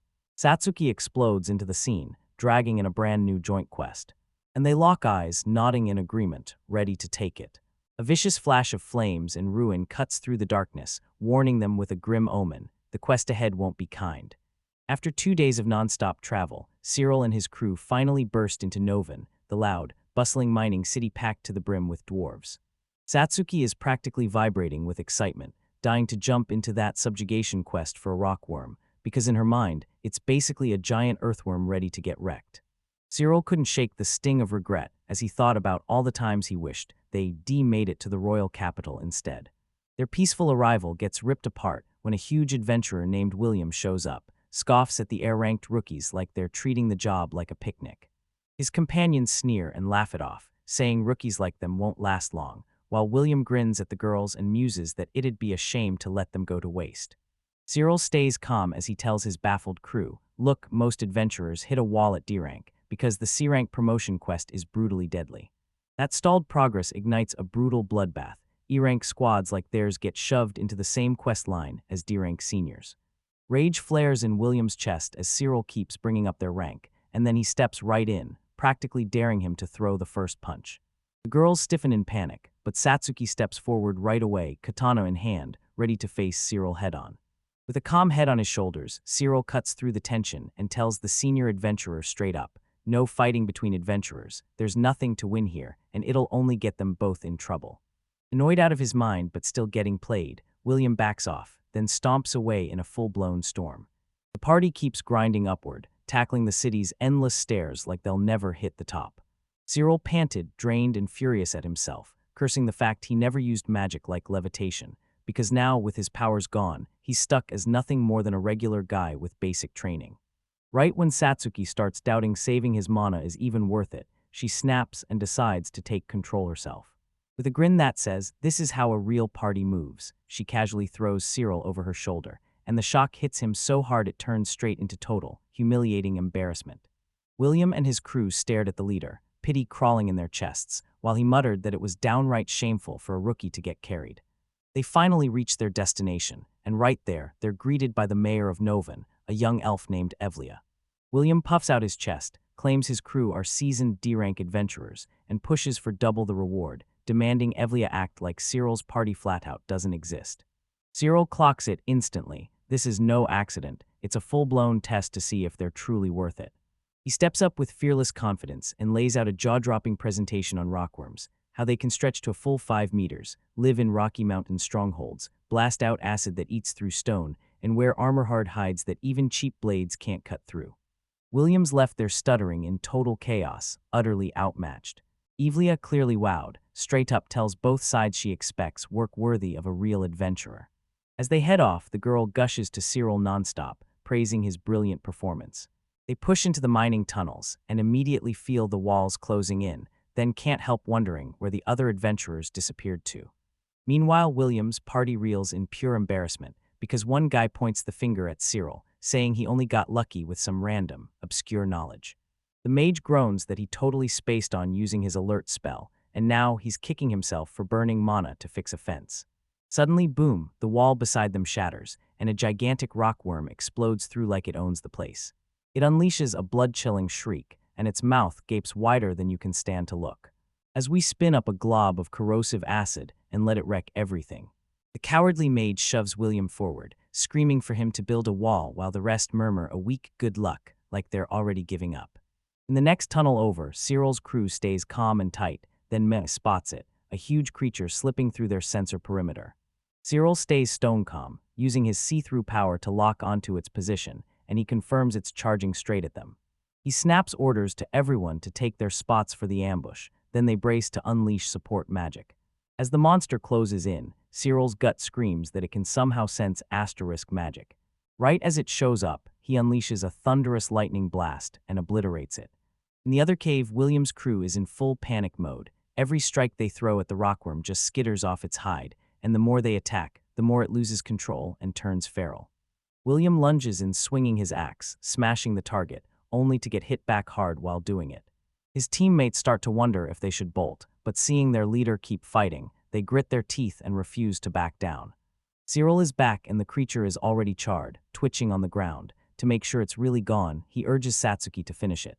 And she carves through it clean in one brutal motion, no resistance at all. They clock that they've only cleared the bare minimum, then they push out to hunt more, craving those bonus rewards. Satsuki just wiped them away with brutal ease, and they swiftly finished off 2 more worms. Cyril instantly clocks it as fishy. Rockworms don't usually swarm in packs bigger than 2 or 3. With the mono draining fast, they all agree to pull back for the day. As they slip out, 2 fresh faces rush into Noven Glen, a man armored in black, and his companion Cecilia, pulled there by rumors of beautiful female adventurers. Cyril's crew marches in, drops their 3 kills into stunned Mayor Evlia's hands, and then they spot William's beaten body lying with an exhausted group that was already waiting. The mayor demands they come back tomorrow to hash out a brand new plan, and the senior adventurers decide they've had enough. Then they turn tail and head home. With 120 gold coins burning in their pockets, the party cheers and digs into a legendary feast. The girls roast Cyril for missing Princess Eileen's feelings, and it knocks the air out of him. He spirals into a small, shattering crisis about whether his friendship with her is even real. Just as they're about to dig in, Glenn shows up like he owns the place, boldly sliding into their table and staring straight at the girls. When Satsuki tells him to go, he flashes a smirk and mutters that life is dull without even breaking the rules.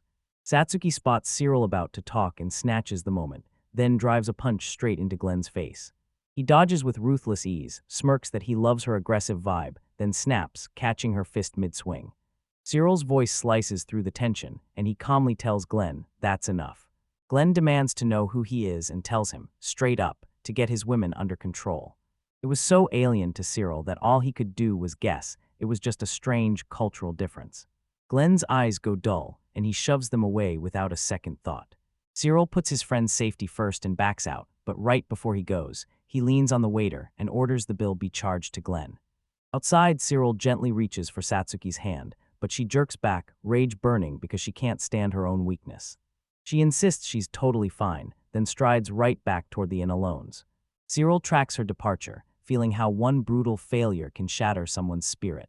The other girls agree the fastest way to lift Satsuki's spirits is a full-on night of drinking, pampering, and total spoiling. Far away in her dim little office, Mayor Evlia grips a report and stares in terror as the truth slams into her. Noven is already doomed. The story of one family's past kicks off with a truly ugly gift. A vase James Glenford, William's father, couldn't turn down shows up from some big-shot superior, and Felicia, William's mom, scoffs that it's lame, joking she's hoping it snaps on its own by accident.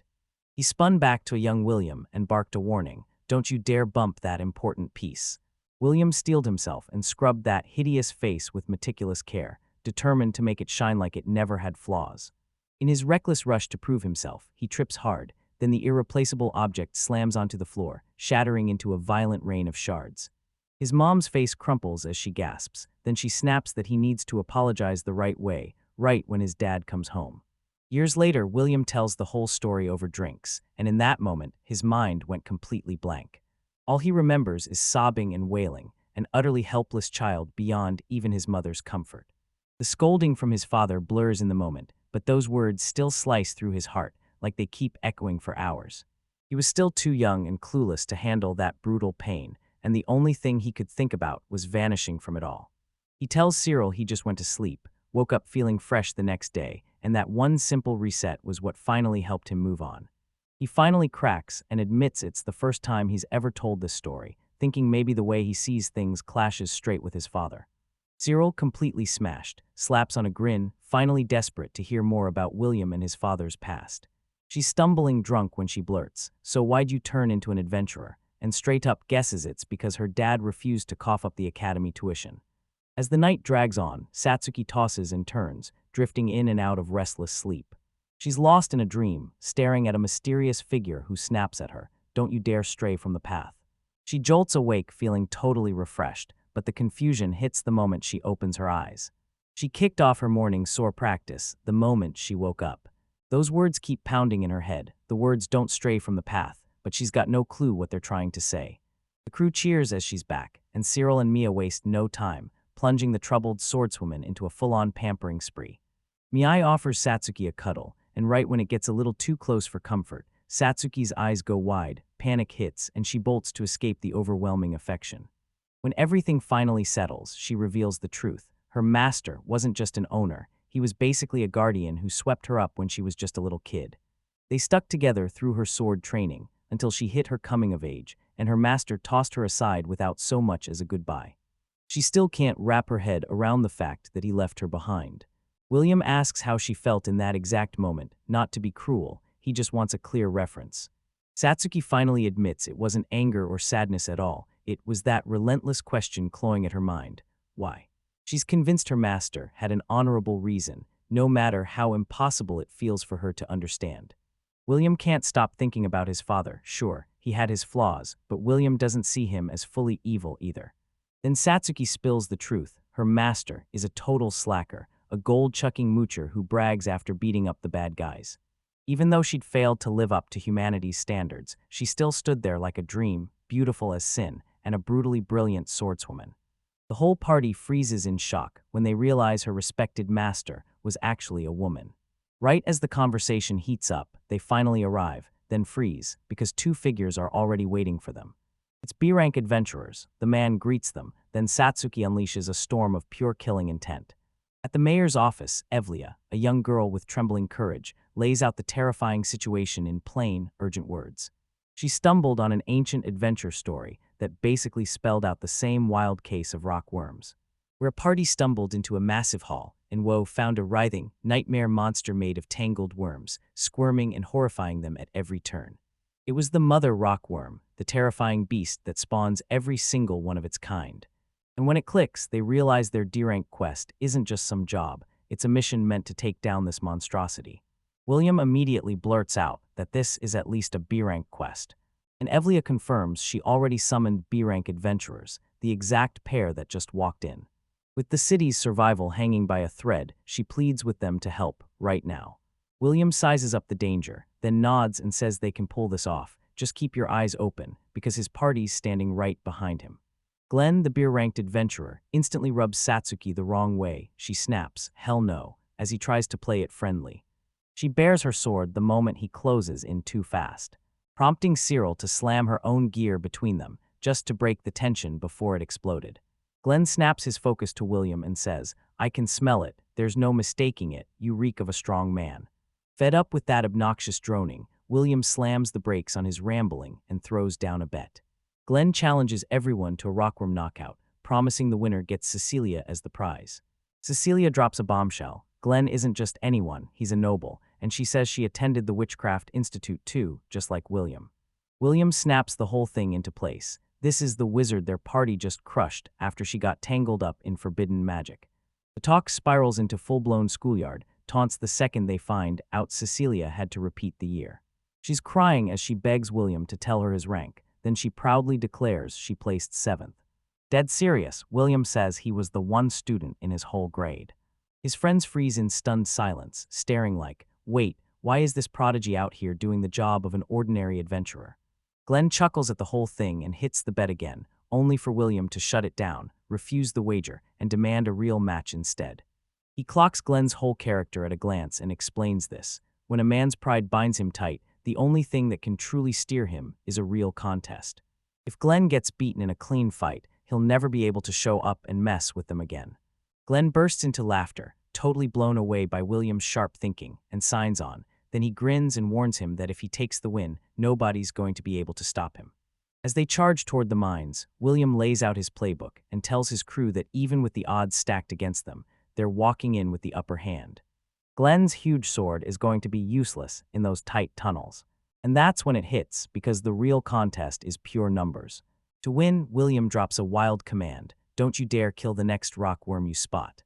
Instead, he decides to grab hold of it, set it loose, and pray it'll guide them straight to where they're headed.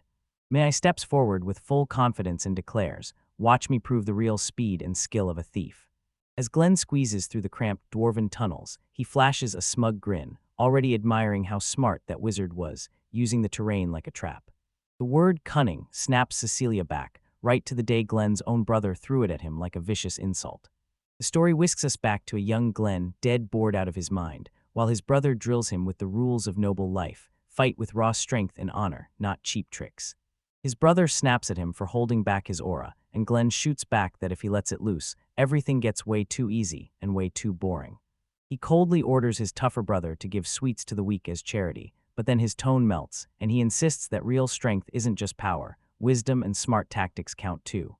Cecilia still remembers Glenn's brother telling her, with total confidence, that one day Glenn would finally see the truth and stop using people. Back when he was younger, Glenn slumps in silence while his brother keeps hammering him with another lecture. Finally, it clicks. Once he snaps into understanding, he'll learn. His curiosity rockets to the top the second his brother brings up Princess Eileen, another aura prodigy, and the fact that they're about to head to the royal capital. Spotting a chance to cure his never-ending new Glenn wastes zero time and immediately declares, "I'm going too." Glenn steps into the capital, and while whispering nobles hover around like shadows, Princess Eileen finally comes face to face with him. But her focus isn't on him at all. She beams and shouts for a boy named Will, laughing as she plays with someone who has zero strength and no aura. Glenn is hit with this crushing wave of alienation, like he's not built for this world, and everything around him feels painfully, stupidly boring. As he starts to walk off, a fat noble blocks his path and sneers about his reputation, blathering that only the strong deserve to rise above everyone else. Those words spark a freezing rage in Glenn's eyes. He jabs a trembling finger forward, voice dripping pure poison, and snaps at that pig bastard to shut up and never, ever talk about strength to him again. Later, his brother drops the truth. This noble got saved by the Holy Order, but only after they dug up hard proof linking him to illegal slave trading. He leans in and tells Glenn again, tactics are strength, and this time Glenn finally starts to believe it. He swears he'll learn the right way, but he refuses to let noble responsibility lock him in chains. With a sharp snap, he breaks the little chain in his hands and vows he'll live his way, then makes it clear he'll be the one pulling those chains. From that day on, everything in his world detonated into a whole new reality. In the present day, Glenn stares back at his past. He studied, flirted around, and killed the boredom in whatever way he could. He bursts out an apology to Cecilia for skipping the see-through spell, just as the alarm blares. He locks eyes on her silver hair, and like a spark that flashes and vanishes, he realizes just how fast he gets bored with women. With terrifying speed, he slams her away, and she drops into the dark below as she screams his name. Someday he swears he'll get tired of her, just like everyone else. As his dark aura erupts in a violent blaze, the scene snaps to Will's party, where their battle is just kicking off, and then a gigantic rockworm blasts straight out of the ground. Miai shoots forward like a spark, and her strike slams into the monster's blast, locking them in a jaw-dropping stalemate. The party snaps to it. Those two attacks were perfectly lined up, battling each other back and forth until they slammed the final repel. Satsuki stared in disbelief as Mia darted with that elf-like agility. While Will rips into his own flaws, one thing becomes painfully clear: his moves lack precision, and his agility just isn't there. With sheer willpower, he fires off his trump card, tapping the tame monster spell and unleashing it. The spell hits like a thunderclap, and the giant beast instantly goes calm.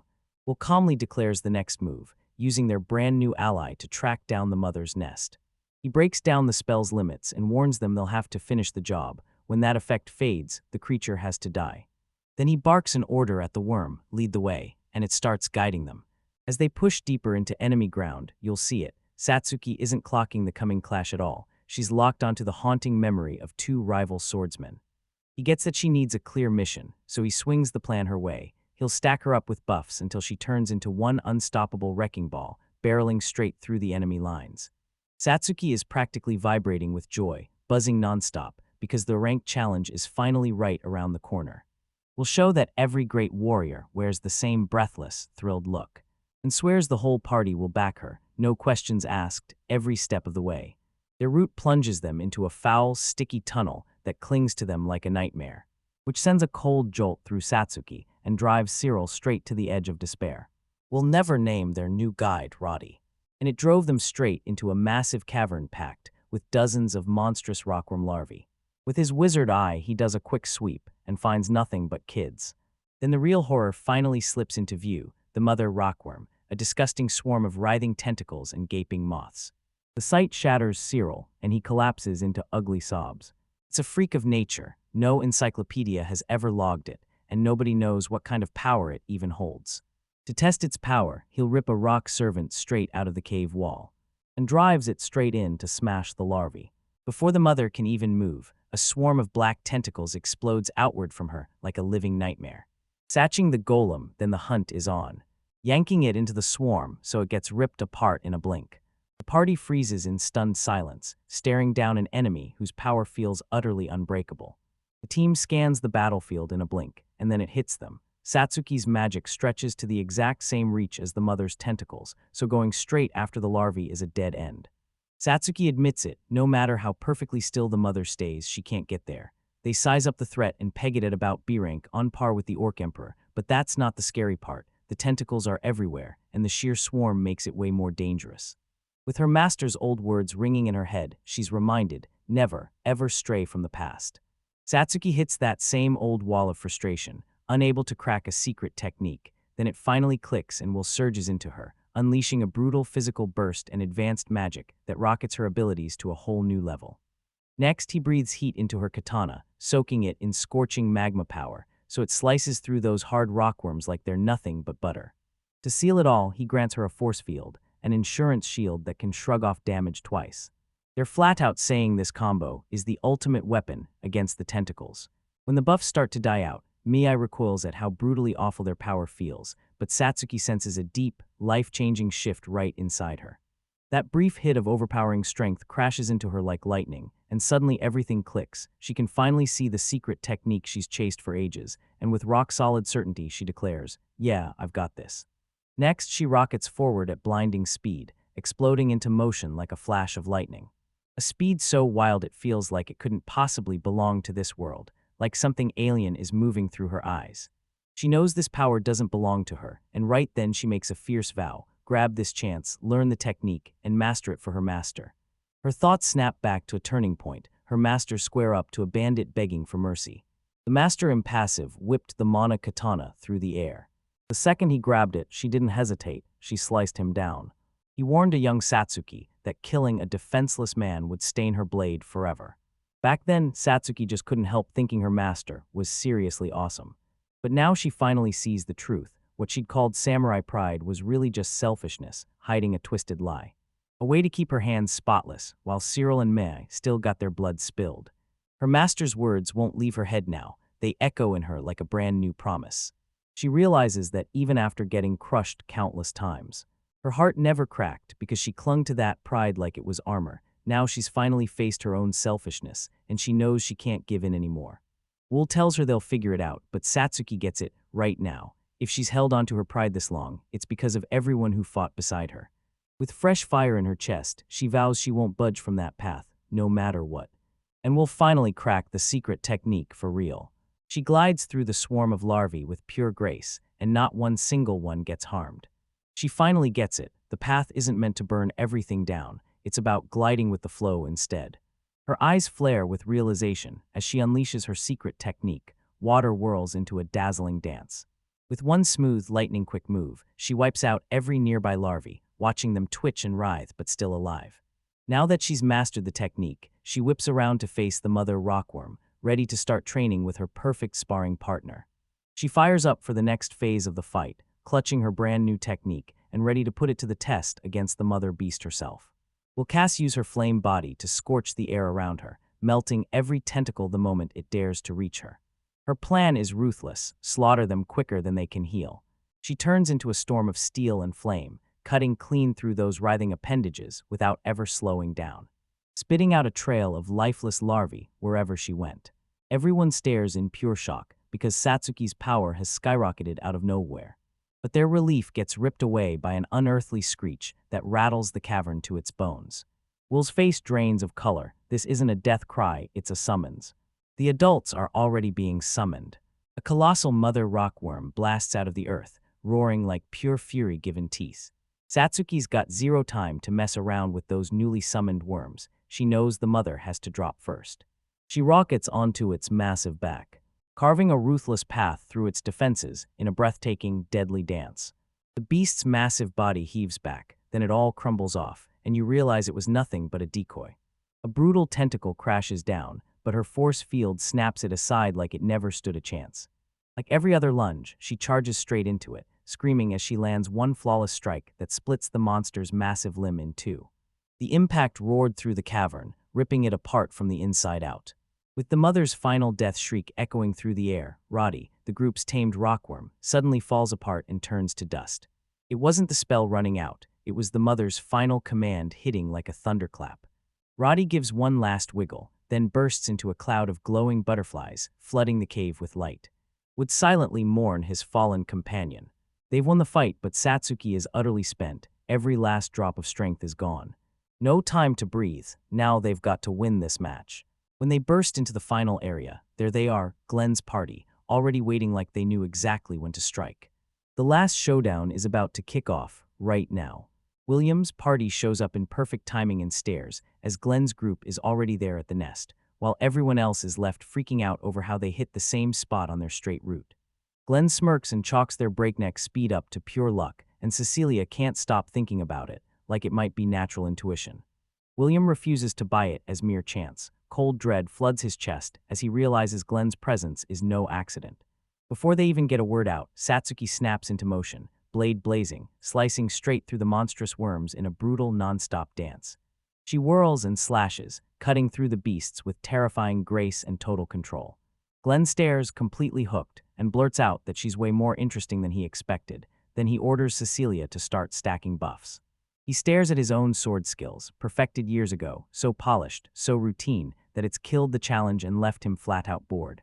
But this woman's technique is on a whole different level, the most jaw-dropping power display he's ever laid eyes on. William clocks her as a top-tier wizard, but Glenn just grins like it's a fresh test. He charges straight into the fray, roaring at her to prove she's got more in her. As the two warriors rack up kill after kill, Cecilia starts complaining that they're stealing their subjugation count, and a rival adventurer snaps back, telling her to keep her beast leashed. With every adult monster packed into one spot, the slaughter becomes brutally efficient. Satsuki keeps her rampage going, launching through the air and carving through multiple worms in one clean, unstoppable strike. The fight finally halts, leaving the ground choked with corpses, and Satsuki whips around to Glenn, barking, "So what do you want?" He introduces himself as Glenn McDowellin, and she grudgingly relents, finally telling him her name is Satsuki. He smirks and tells her, loud and clear, to remember his name. Once the dust finally clears, one burning question slams into the silence: who actually won that match? Glenn finally spills his real play, straight up admitting the rules were always meant to be vague from the very beginning. And it all boils down to this: whatever he decides, that's who wins. As William's party explodes in rage, Glenn storms back, shouting that of course his team was going to win. Those were the rules after all.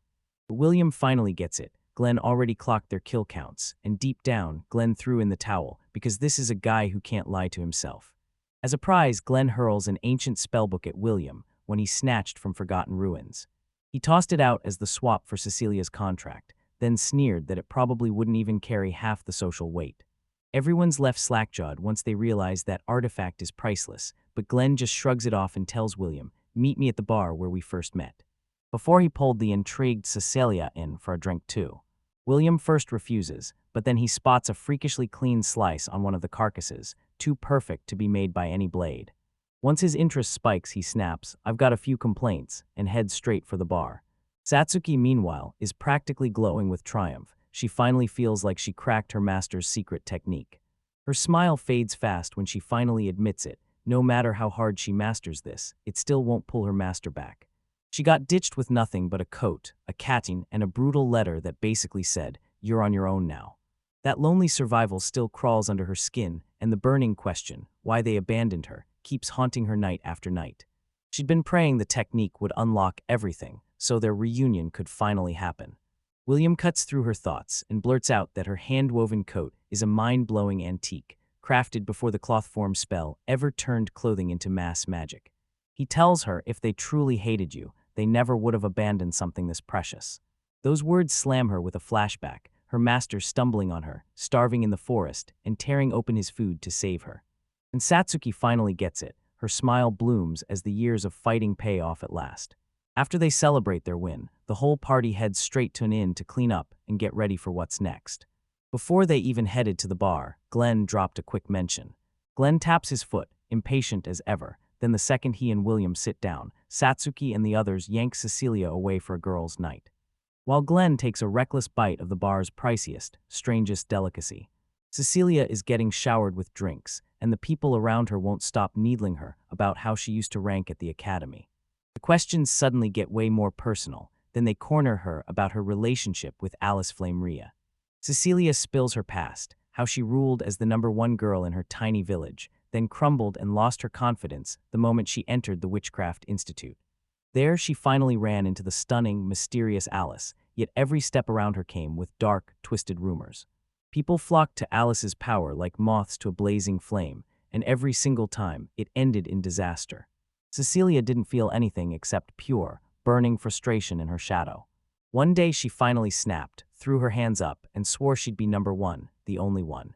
Alice gave a quiet, knowing smile, her ambition burning bright. Then she told Cecilia she'd never turn her into one of her dolls. Alice's presence lit a fire under Cecilia, and she pushed herself until she finally graduated, earning the role of court magician for Count Macdallan. There she ran into the Count's son, Glenn, a genius so ridiculously sharp that the whole world felt utterly pointless to him. Once he got bored, he shrugged off women with brutal coldness, like they meant nothing to him anymore, believing morals were shackles forged by the weak. But somehow, Cecilia couldn't help but get pulled in by his unapologetic strength and undeniable beauty. She fell hard for him, desperate to become his precious thing. When he asked her to be his woman, she lit up with pure joy and said yes without hesitation. When he tossed aside his title to chase life as an adventurer, she followed him instantly, no doubts, no delay. Back in the present, a drunk Cecilia slurs out whether she's been craving Alice this whole time. Then a new party member steps in and drops the bombshell. They've found Alice's journal. Inside Cecilia's world, she finally uncovers Alice's secret wish, to be the only one her parents love. Drunk off their wild courage, the group dares that Cecilia should grab Alice's wish and run with it. A cheeky suggestion hits her like lightning, and she blushes so hard it feels like her whole face is on fire, right as they clink glasses and toast to her future. Deep inside Glaceburg Castle, the night Princess Eileen is jolted awake by the worst news imaginable. A remote village was wiped off the map. Demons slaughtered every last soul without mercy. A jaw-dropping revelation hits, and she's frozen, eyes blazing wide with pure, wide-eyed terror. Glenn stared at William's miserable setup and couldn't believe it. Why was an E-rank adventurer nursing the cheapest ale while 3 gorgeous women stuck close by? He shoves a plate of rock mushrooms toward William and demands to know why he hasn't picked one and settled in yet. Darkness seemed to thicken as Williams insisted, with zero hesitation, that he would never quit being an adventurer, and swore that a wife and kids would just drag him down on every step of the journey. Glenn lets out a scoff, saying it's normal for a man to want a good woman, but then he stares at William's priorities like they're totally twisted. He calls William out for abusing what he's got, but William shoots back, shocked and baffled, insisting he's never forced himself on a single soul. The argument swings hard, and Glenn snaps at him for turning Cecilia into a damn betting piece, pure disrespect, loud and clear. William looks totally baffled. He admits he bet on Cecilia because her value equals 3 people, and that single fact shuts everyone up for a heartbeat. Glenn glanced aside, then confessed in a low voice that even if he'd made the bet, he'd never, ever planned to lose. While William silently chews on that wild, unfamiliar food, he tries to wrap his head around how wildly different their values are. Right there, the girls whisper and gossip, feeling bad for Eileen because William's cluelessness is making her life miserable. Hearing her name sparks Glenn's curiosity, and he leans in to ask whether William knows Princess Eileen. He snaps the puzzle into place and freezes. William isn't just a name, he's the Will from her past, the childhood friend she never forgot. Glenn crowds him, demanding to know if anything went down between them, but William just turns his face away and flat-out denies it. With the girls confirming their childhood bond, Glenn's grin turns wicked fast. He straight up asks why William and the princess won't just admit they're meant to be together already. William gets totally rattled by how blunt it is, and his calm finally crumbles. He tries to dodge the accusation by saying he didn't even realize they were the opposite gender until recently. What a ridiculous excuse that just fans the flames even harder. Glenn lunges in for the kill, demanding, straight to William's face, whether she's ever, even once, felt a scrap of affection for her. That question hits like thunder, and William's head instantly floods with Eileen's memories, her smile, her tears, spinning around him like a storm.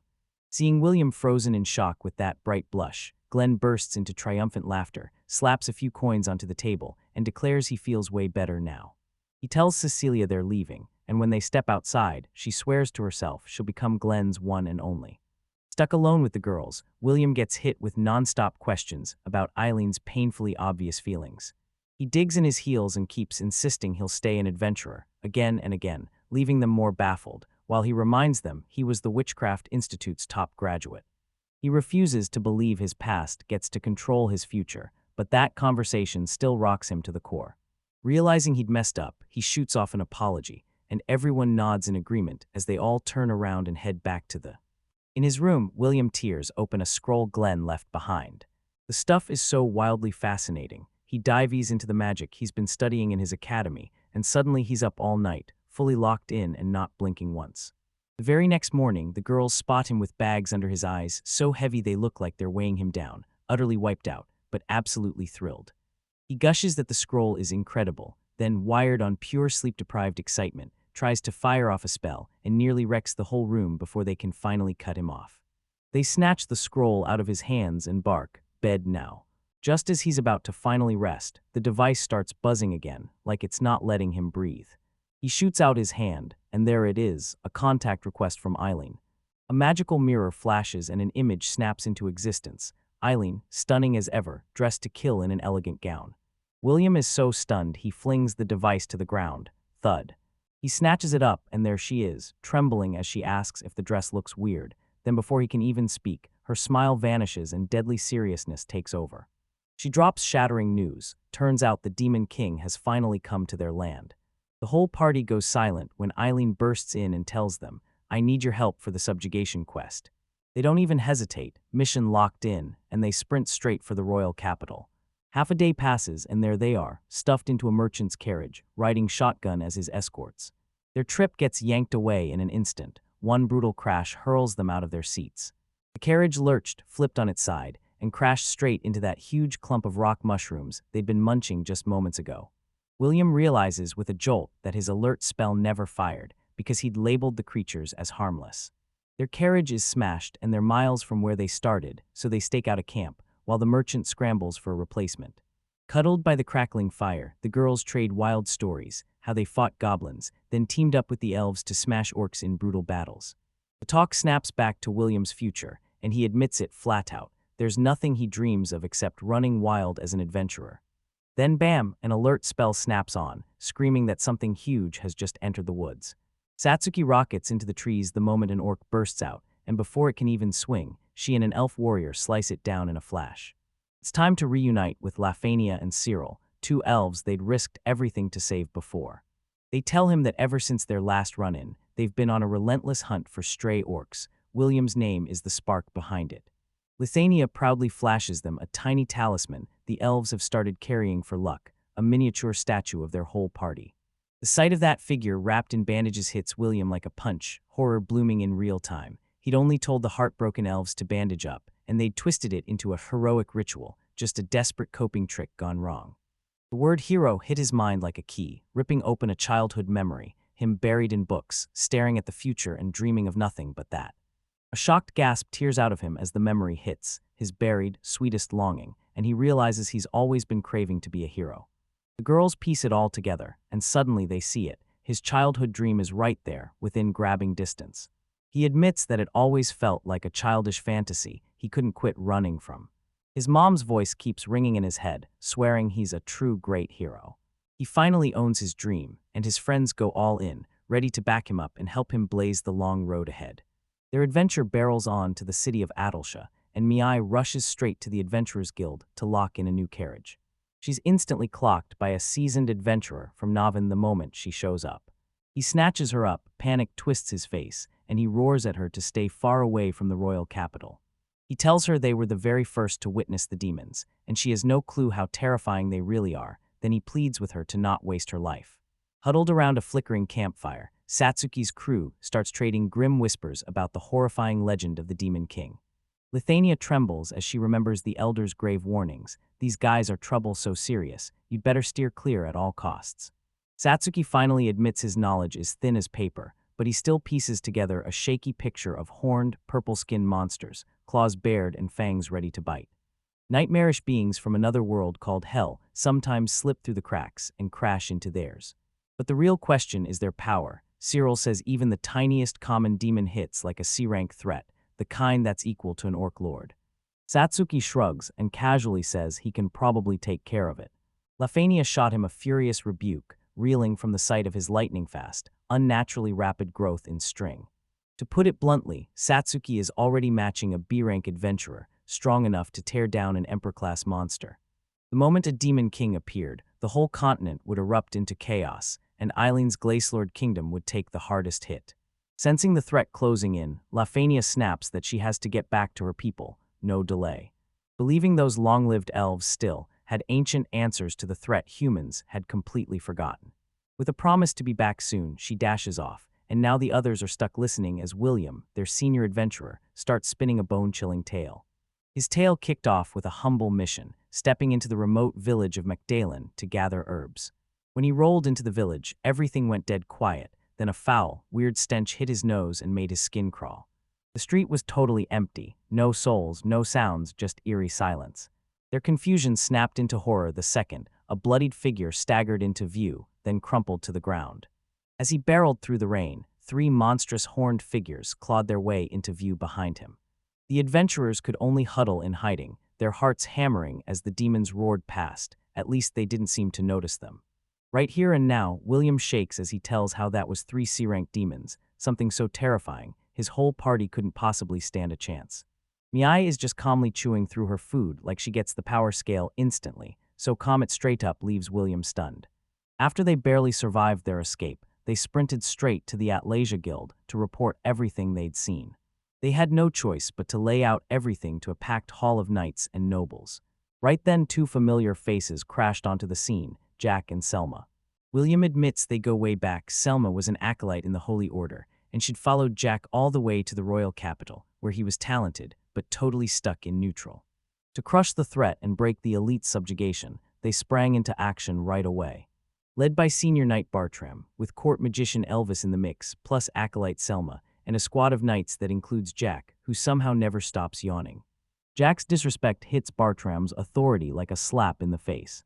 But Jack stays stone calm, flat out saying his life is worth more than any title, and if things turn ugly, he's the first one sprinting out. Right before they bolt for Bazaar, they hop onto sleek, cat-like mounts built for pure speed. Selma's hands tremble as she nervously agrees to ride right behind Jack.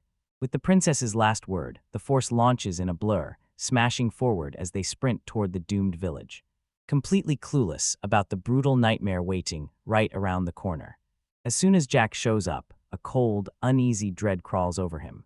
Right as three demons crawl out of the shadows grinning with pure malice, Bartram barks orders and slams everyone into formation. They treat every night like it's just another fresh meal waiting on the table.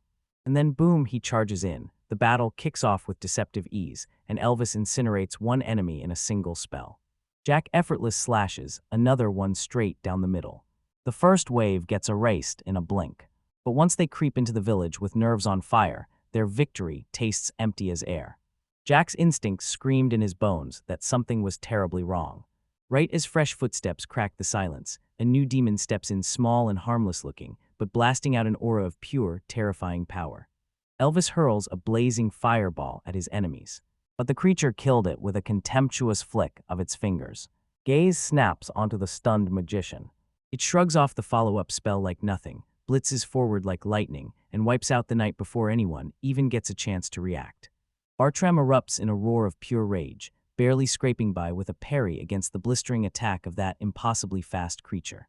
That demon chuckles to himself, wondering if every human hits this hard. Amid the total chaos, Elvis gets taken out from behind. The other knights slam forward in a full-blown rage, charging hard to avenge him. They're butchered in one savage, blink-and-you-miss-it instant. Panting hard and bleeding out, the survivors lock eyes, stunned beyond words. Jack demands a read on the enemy's power, and Bartram delivers a grim verdict. This isn't some ordinary S-rank monster. It's a demon king. Against all odds, Bartram rips the fear out of his men. He shouts that Jack has already hurt the beast, and with Selma's healing flowing, they've got zero reason left to lose. For one heart-racing second, hope sparks to life, then gets snuffed out instantly, and a second figure streaks through their lines, a deadly blur that chops down the charging knights. Jack can only stare in stunned silence as a tiny demon girl materializes, barking at her brother for picking on the humans. She snaps up Jack's desperate strike with shocking ease, and the blast slams into the ground, cracking it wide open beneath them. The force is frozen in terror, staring straight at the two demons. Bartram gets cornered and demanded to hand over the new demon's ring. It's the kind of answer that seals your fate, death on the Demon King's level. They've got two of them coming at them. Back at the campfire, Mia turns chalk-white with terror, her usual swagger ripped away, leaving nothing but raw panic. It wasn't just a story, it was a warning, and she finally understood it the hard way. With two Demon Kings looming over the battlefield, the whole scene turns desperate, and Sir Bartram, the senior knight, makes a grim call. He'll hold the line as rearguard. The younger knight Jack bursts into disbelief, shouting that this is a suicide mission, and demanding they find a way to get everyone out alive. But Bartram didn't hesitate. He seized Jack, swore his strength would matter later, and declared him their best shot as a messenger. Then he slams his fist into Jack's head, barking that he better not pull off such foolish stunts again. As the other knights surge forward and swear this is their duty, a rustling sound snaps through the thick tension. The ground shakes as a swarm of hideous demons bursts out of the darkness. With eyes blazing like they've tasted blood, they pounce on a battered knight right away, tearing into him in a brutal, horrifying frenzy. Horror grips the survivors, and they scramble backward as the retreat order booms through the chaos. Bartram stood his ground like a wall, clutching his lone shield as the chaos crashed in, roaring at the others to fight on and survive. But that heroic stand gets snapped in an instant when a demon blade rips straight through him.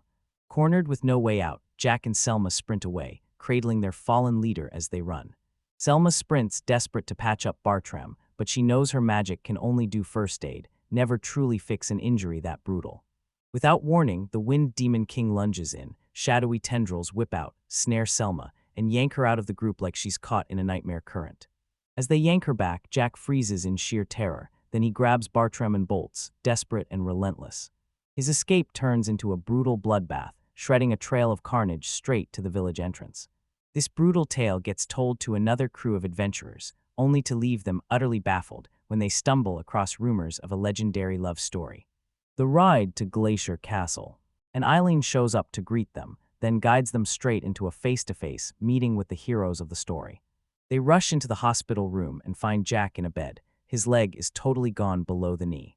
He spoke it all out calmly, and while the three of them tore across the sky on one mount to escape the Wind Demon King, his leg got yanked by the grip of something chasing him. To save everyone, he made a snap decision and cut it off himself, right there, right then. Selma drops the last heartbreaking detail. Bartram, awake for his final breaths, leapt from the mount and charged the Demon King head-on, giving his life so they could finally get away. Even after that brutal loss, Jack forces a brave smile, telling the new arrivals to stop looking so gloomy because he can't stand it. When they ask Jack about the Demon King's power, he just shrugs and says, "Wherever my throne balls land, a hurricane erupts." It's revealed that Jack and Selma are orphaned kids who grew up side by side, Jack chasing dreams of becoming an adventurer, and Selma dreaming of joining the Holy Order as a sister. A flashback slams the truth in, rookies get mocked, while other adventurers huddle up, betting on whether they'll make it through the next day. Right in the present, Jack throws his old plans out the window, because he can't be a knight anymore, and goes straight to Selma, asking if she'll help him start an orphanage together. The moment they land their new shared dream, the room explodes in pure celebration. With the tale out in the open, Eileen steps forward and blurts her real request. She needs them to escort her straight to Fire Dragon Mountain. Inside the castle, she lays out how this mission all started, then taps the portrait of her father, Marshal King Andrew. He used to be an A-rank adventurer himself, back when he was the one taking the hits. During a heated council meeting about the Demon Kings, they uncovered the shocking truth. Magic simply doesn't work on the Water Demon King. King Andrew pitched a risky scheme to forge an alliance with the Fire Dragon, betting its blazing power could finally smash the Water Demon. The council fought it tooth and nail, but the king wouldn't budge. He even dangled his own daughter as the envoy to seal the alliance. That's why Eileen has to get them to step in and help right now. Right as they rush off to prepare, a stern man slams into their path. Satsuki recognizes him instantly as James, the court magician and William's father. James stares at William's friends like they disgust him, then snaps at his son in a cold voice to pick better buddies, because he swears these vulgar people will drag his life down. A dark fury tightens over William's face as he low voices the demand. Right then, his father has to take those words back. Rage burns in his eyes, and there's no mistaking it. James just scoffs, tosses off a smug apology for his son's behavior, then gets yanked away by the summons. William clenches his fist in helpless silence, trapped with no power to fight back. Later on, Selma drags Eileen to the side, and you can see the worry clawing at her. She's still haunted by the words Jack said earlier, about not wanting them to sink into depression, and blurts the truth about the escape in a frantic flashback. While Bartram and Jack are bleeding out, Selma panics. Overwhelmed, she grabbed Jack's hand and blurted out that he was the one she wanted to protect more than anyone. Bartram caught her words mid-sentence, then with his final breath, he managed only a good and leaped straight into death. Guilt crushes Selma, and he's convinced his death is all because of her.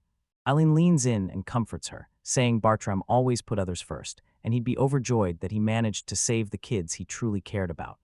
With tears streaming down her face, Selma chokes out a thank you to the princess, overwhelmed by emotion. Eileen can't stop thinking about Bartram's creed, how a knight becomes a shield for everyone, and now she finally understands the brutal weight of protecting the person she cares about most. The party pushes deeper into the chilling Evil Woods forest, where even the air feels weighed down and suffocating. Eileen stumbles in her own thoughts, then Cyril snaps, "Hey, what's wrong?" After a beat of hesitation, Eileen blurts out that her latest run-in with Selma has totally thrown her for a loop, and for the first time in her life, she's wondering if being a knight is really her calling. Cyril finally gets it, admitting he's been carrying the same doubts about her own place as a cleric in the Holy Order. She's beyond frustrated. Every time she charges after William, their leader, she realizes just how impossible the gap in power really is. As they push forward, Satsuki's patience snaps. She grins at William and asks if he can just hit them with metamorphosis, turn everyone into birds, and fly straight to the finish line. William deadpans that the spell only hits the person who casts it, so they've got to keep moving. Right when they grumble about no monsters showing up, a weird creature hops into view. A freaky flower that grows like a living vine, twisting and curling like it's up to something. William spots it right away and calls it an evil flower, a terrifying plant monster born from ancient magical experiments. And yeah, this exact version isn't listed anywhere in the encyclopedia he's got memorized. With a mystery enemy staring him down, William cooks up a sharp plan. He fires off magic arrows first. Eileen and Satsuki smash the front lines, and everyone else moves in as backup. His magic arrows rocket forward and smash straight into the creature. Their confidence spikes like fireworks, until the moment they close in, the flower starts pulsing with a chilling pink aura. William howls at them to back off, screaming that it's too dangerous to stay there. But it's already over. Eileen and Satsuki get caught as the flower's head balloons, then blasts a choking cloud of pink pollen straight at them. Start coughing so hard it tears their breath apart. William orders Cyril to shut it down, then shoots a worried look at me and swears it won't kill us, but something dangerous is fixing to hit. Suddenly the two girls snap rigid, like their bodies got pinned to the spot, unable to move an inch. William Kamlai swears it all traces back to an ancient magician named Ik Pone, a man so consumed by raw, carnal lust that it basically ate up his whole life. His twisted creations are built to rattle women into a disheveled mess, and the second he starts talking, ghostly tendrils whip out and snare those paralyzed girls, who shriek in terror. That pink aura he spots, it's her calling card, one that only shows up the moment a woman gets close. Cyril finally unleashed Neutralize Asterisk, snapping the invisible bonds that had them trapped. Now totally free and going feral, Satsuki snarls that the thing is an erotic plant, then whips out her flowing water dance, vaporizing the monster down to dust in an instant. Eileen pushes William for why he looks so defeated, and he just grumbles that he'd have loved this as research. Then he snaps at everyone to move on. Their journey keeps rolling, until William snaps his head up and realizes the vines are getting thicker by the second. He suddenly realizes they've stumbled straight into a nest of strangle cleavers, plant-type monsters that set up one huge, deadly trap. He pointed out the animal carcasses tucked away in the thick foliage. Cornered with nowhere to run, William chooses the straight-up answer. He blasts everything away with a massive fireball and sets the whole place ablaze. They dropped camp for the night and set the stage for what came next. They burst out of the forest at last, staring up at their destination, the towering fire dragon mountain. As soon as they stagger into the base, the battered party drops down for a hard-earned rest right away. They huddled up with the Demon Kings and straight up told them this. One of them just showed up in Glenn's homeland, the Countdom of Macdalen. A flashback rips open the past. Count Macdalen fights tooth and nail to get his people out, while the cowardly former Count Goldart crowds him with non-stop pressure. Kept him trapped under a royal decree. Flee and they'd haul him to the block, beheading guaranteed. Meanwhile, right in Adelasia City, Glenn hears the news firsthand. With a slick smirk, he nods along as the guild slips him a thinly disguised quest, and straight into the dead center of the crisis he goes. Back on the mountain, the party starts talking, because they can't shake the feeling that Glenn isn't strong enough to face the Demon King alone. Their minds snapped to Lefania, who'd rushed back to her own people for help. Inside Glacier Castle, the elves stormed in, ready to back their side in the war. Their fearless leader, Lefania, drops a bombshell on the king's advisor. William isn't just anyone, he's her son. He seals the proof, and there it is, the legendary anti-magic ring, confirmed for real.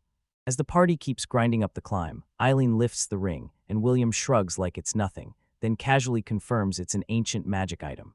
Pissed that he kept it all to himself, Eileen presses him on why he never told anyone, but William just waves it off, claiming he's the exception to the rules. To spike the energy, Satsuki dares Eileen to a fun, no-stakes sparring match. The two collide in a blazing clash of blades, trading lightning-fast sword moves that leave the air sparkling. Every single hit amped the fight up, until it felt like it could explode. Satsuki flashed a grin, then tightened up like she was about to go all in. William yells at them to knock it off and stop messing around. Right then Maya's ears shot up, because she heard wings flapping right nearby.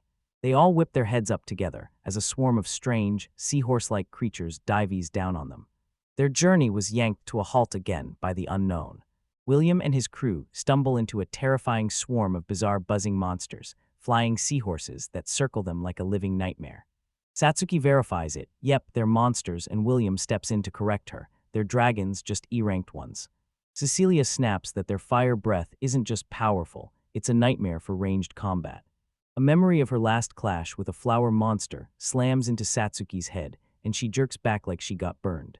The creatures darted into a perfect spread, slipping out of reach of any one magic spell, and then the party realized the terrifying truth. With no aura to back them up, William and Cyril are wide open, and that fire breath can wreck them.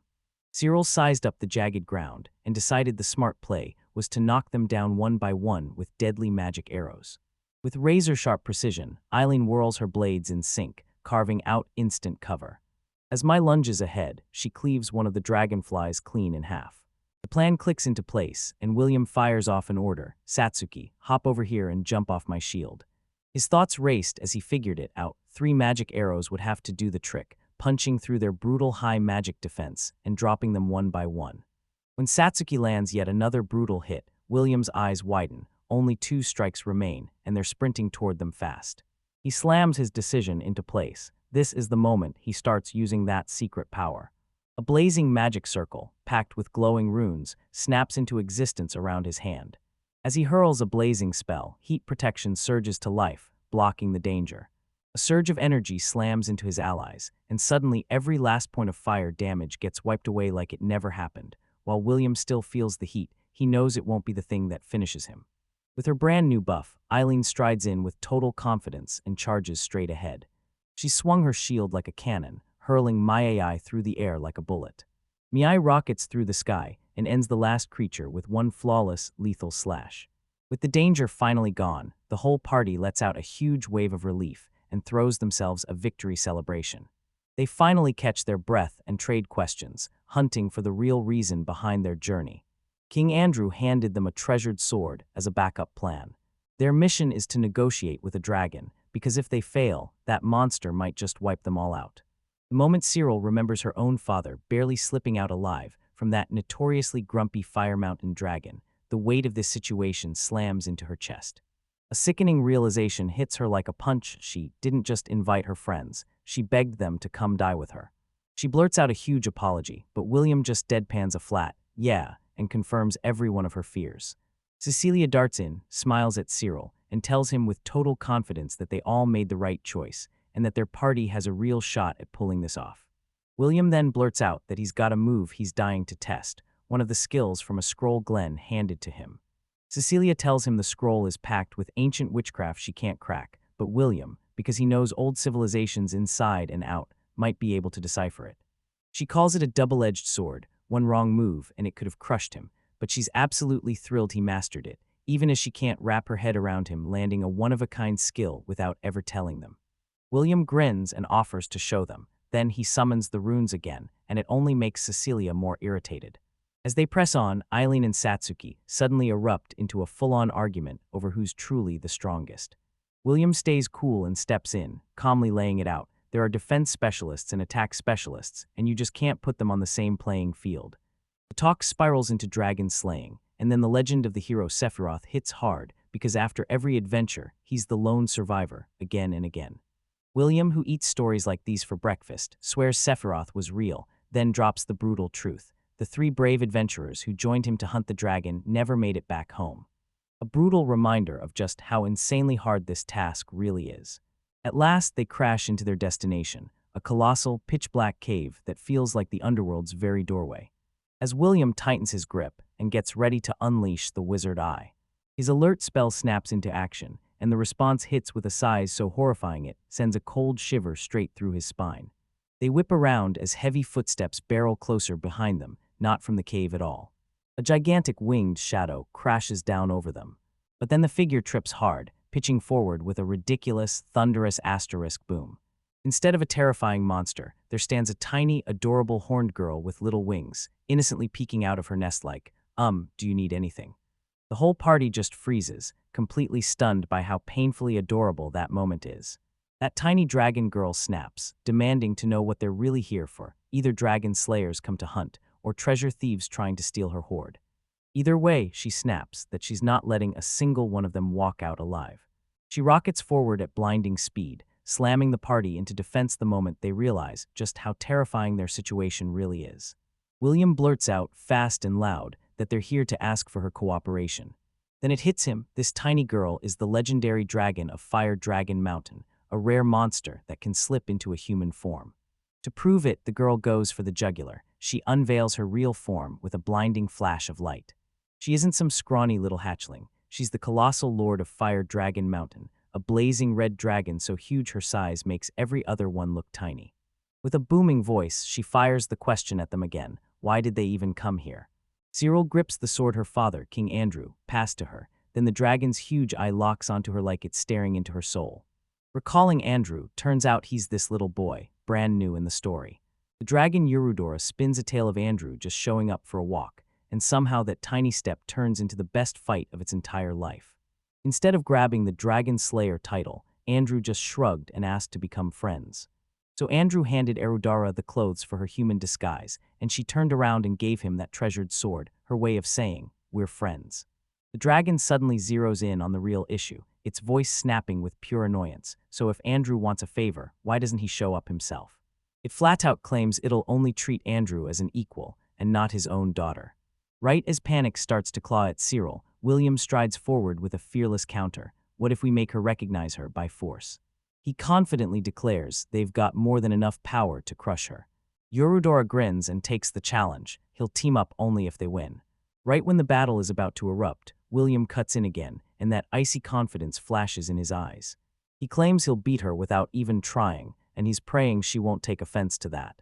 The whole party freezes in horror as the dragon's smile snaps into full-blown rage.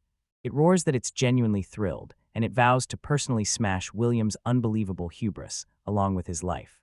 The moment the great red dragon drops from the sky, the battle ignites and everything goes wild. Satsuki rockets ahead, swearing she'll never let that beast lift off. Her blade slams into his leg with a sharp clang, and the jolt rattles her arms, because when she feels it, she realizes those scales are tougher than iron. The blade skitters off its hide, like it can't cut through a thing. And she's forced to jerk back at the last second, as the dragon's tail lashes through the air, one brutal miss away from the fight ending right there. As Satsuki drives her attack forward, William stands there with icy focus, watching her dominate, yet knowing their plan has a weak point. Right then Mai, the cat girl, ignites a desperate play, springing toward the dragon's eye with her daggers bared. But her attack doesn't even scratch her, it's like it hits nothing at all. The dragon erupts in laughter, praises the girl's courage to the skies, and then sniffs out William as a total phony, just a loudmouth with nothing behind it. Snapping into action, the dragon lunges into the sky to call this fake out, demanding William prove his power right now. As it unleashes a devastating fire breath, torching them all to ash. Satsuki shouts for heat protection, but William strides forward, his face giving nothing away. He hoists his staff high, snaps out one word, and a monstrous blizzard crashes down like the end of the world. A brutal hailstorm of ice hits his companions and leaves them reeling. The dragon freezes in shock, realizing it's the legendary magic of the dragon slayers in front of its eyes. It smirks like one hit can't touch it, but before it can even counter, William bursts into his real strength, multiple casts. Blizzard spells explode into existence, 1 then 2, then the power keeps multiplying, 3 and finally 4, all hitting at once.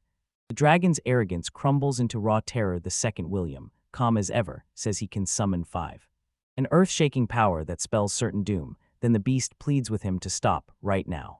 Instead of taking the hit from that brutal battle, it throws in the towel completely, because it's already lost. Later, while the party catches their breath beside the subdued dragon, William leans in and admits his power didn't come from some legendary artifact. It's all the hard work of his own research, piecing together a general law for how spells should be arranged. A game-changing idea to bind every spell to one core rule. This breakthrough is what vaulted him to the top of his class and brought him straight here. A hidden path that finally let his impossible dream explode into real results. Reeling from the shock, the princess realizes she's standing in front of the kind of power that could flip the whole world. Eurudora the dragon takes his loss, bows to it, and pledges to become his familiar, right by the cold rules of dragon society's strict ranking. William shuts it down fast, insisting the only familiar he's comfortable with is his loyal pet slime, which makes the dragon step up and offer itself whatever way he wants. After an excruciatingly awkward negotiation, the girls tease the blushing princess nonstop, pushing her toward becoming William's mistress. Eurudora morphs into a full humanoid form and steps in to lend her power. She drops the bombshell. Those nearby ruins are hiding a higher flame magic sword, strong enough to smash the magic erasing rings the demon kings wield. With a dragon now backing them up, the party steels their nerves and gears up for their next wild adventure. They rush back and lay their shocking findings right at the king's feet, where the princess reveals she's already battled the demon kings. Then the king starts spilling the terrifying details from the Macdalen Count's residence, events that happened just 2 days ago. Count Macdalen stood his ground there, staring down 3 demons with nothing but a tiny crew of soldiers and volunteers. It looked completely hopeless. Those demons were way higher on the ladder, towering over their tiny, outmatched forces. The mightiest demon, an ale-drinking beast with brutal, thick horns, slammed into the ground like a thunderclap, roaring through the air to flex its power. And the Count braced himself to die, so he could buy the citizens enough time to escape. Then Glenn, the adventurer in black armor, cut in, right when it mattered most. He went full one-man wrecking crew, smashing 2 demons at once with a hulking golem. He ordered his allies to mop up the weaker fighters while he charged straight at the leader. But their real nightmare wasn't done yet, because the demon kings burst in right then, clutching the bodies of their slaughtered scouts. The water demon king, Eileen, vanished in a blur of blinding speed and slammed into Glenn with a brutal duel. Even with all his power, Glenn got shoved back by Eileen because her magic-erasing ring crushed his abilities the moment they tried to work. With the second demon king ready to step into the fray and their minions slammed into the walls. Glenn roared at the Count to get out, because in his gut, it felt like everything was already over. Just as despair tightened its grip, a hailstorm of arrows screamed from the sky and tore through the demon ranks. Right as everything started slipping away, the elven warriors finally thundered in with the king's army, saving the day at the last possible second.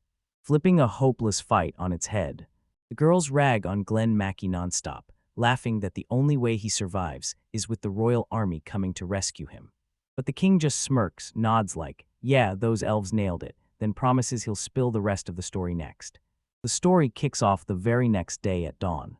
The king's forces faced the very demons that wiped out the last subjugation team, led by the veteran knight Bartram. The Wind Demon King was the one who tore through everything. His rampage ended with Bartram's fatal wounds. Dylan, the knight's commander, steps into the storm, greets Wine Demon King coolly, and announces who he is, then declares their battle has officially begun. Her demon companion screams, "Don't underestimate the human," but she smirks and looses a magic arrow anyway. Suddenly, magic arrows start exploding out of the human side like a storm, unleashed by a mage named James. Flimu's about to get cooked, then the sheer storm of projectiles detonates into a massive blast, staggering the Wind Demon King as she reels, thinking, if my defenses weren't up, would I even survive that hit? Right as she tries to recover, Dylan crashes in with his sword thrust out, barking at her to keep her eyes on him and not look away. He snaps the warning in her face. Right from this moment, she'll meet the exact same fate as the soldier she just cut down so carelessly. He commands her to die, then snaps, no sword this time. He drives a savage kick into her and sends her crashing through the air. She coughs hard, then skids across the ground, punching up a filthy cloud of dust. She scrambles upright and blasts out an enraged gust of wind magic. But Dylan calmly lifts his shield and swats the attack aside with zero effort. Meanwhile, the king shouts at James to slap on the haste spell, right now. Flemo slams an attack after attack, yelling at Dylan to drop dead. But he dodges and parries every hit until the moment a gap opens. Then he snaps his foot out and sweeps her leg clean out from under her. As she tumbles down, yet another knight sidesteps her wild swings with effortless ease. The king leans in and tells Dylan, "Hop off your horse, do it now, it's the smart move." With a final, almost careless shove, the knight drives Flemu face first into the dirt. Bam, she's defeated. Her body shudders as life drains out of her. The knights stare at the fallen demons, and one of them can't shake the feeling, did they really win that easily? Glenn and the rest sitting there listening to the tale can't believe it, like seriously. They're staring at each other, wondering if it really just ended with that one clean takedown. But the king's expression hardens as he admits the worst part, what really matters, hasn't hit yet. Right when they were about to end the 2 weakened demon kings, every one of them snapped to a stop, paralyzed by a massive, unseen presence that crushed the air. That crushing pressure slammed down on them so hard they couldn't move, like the ground had glued them there. The king tears back the curtain and drops a nightmare. This isn't just 2 demon kings, there are several more lurking out there. A wave of dark figures surged onto the scene, and a brand new crisis started to loom right over the battlefield. The story snaps back to life as 3 brand new demon kings roll in, one wrapped in icy darkness, so cold and terrifying that the other 2 start looking downright insignificant. The humans regroup on the spot, then decide to fall back, right there, carrying their wounded with them. The king's plan is crystal clear. his knights step up to smash the two original demons, while the mages, elf warriors, and their allies rush the newcomers, all the while keeping safely out of the new mysterious demon king's deadly effective range. James has to march up to the elves and beg for their help to fight the anti-magic ring. Lafania hesitates for a split second, then William's father, calling on the hero they trust, steps in, and they jump at the chance without a second thought. As the fresh demons come charging in, the king's troops close in like a tightening ring around the first two, hell-bent on stopping them from linking up with their allies. Their whole mission boils down to one thing: destroy that anti-magic ring or snatch it back before anyone else does. The new demon kings launch a brutal charge, right at their own comrades. The king braced for an ice assault, but the attack never came. Then the earth starts to tremble and split open. Massive pillars of ice burst out of the ground like weapons, exploding with raw force. He forged a massive ice wall and hurled it straight into the city's outer defenses. The king's face twists in a grimace when he realizes the demon's big move is a one-shot kill.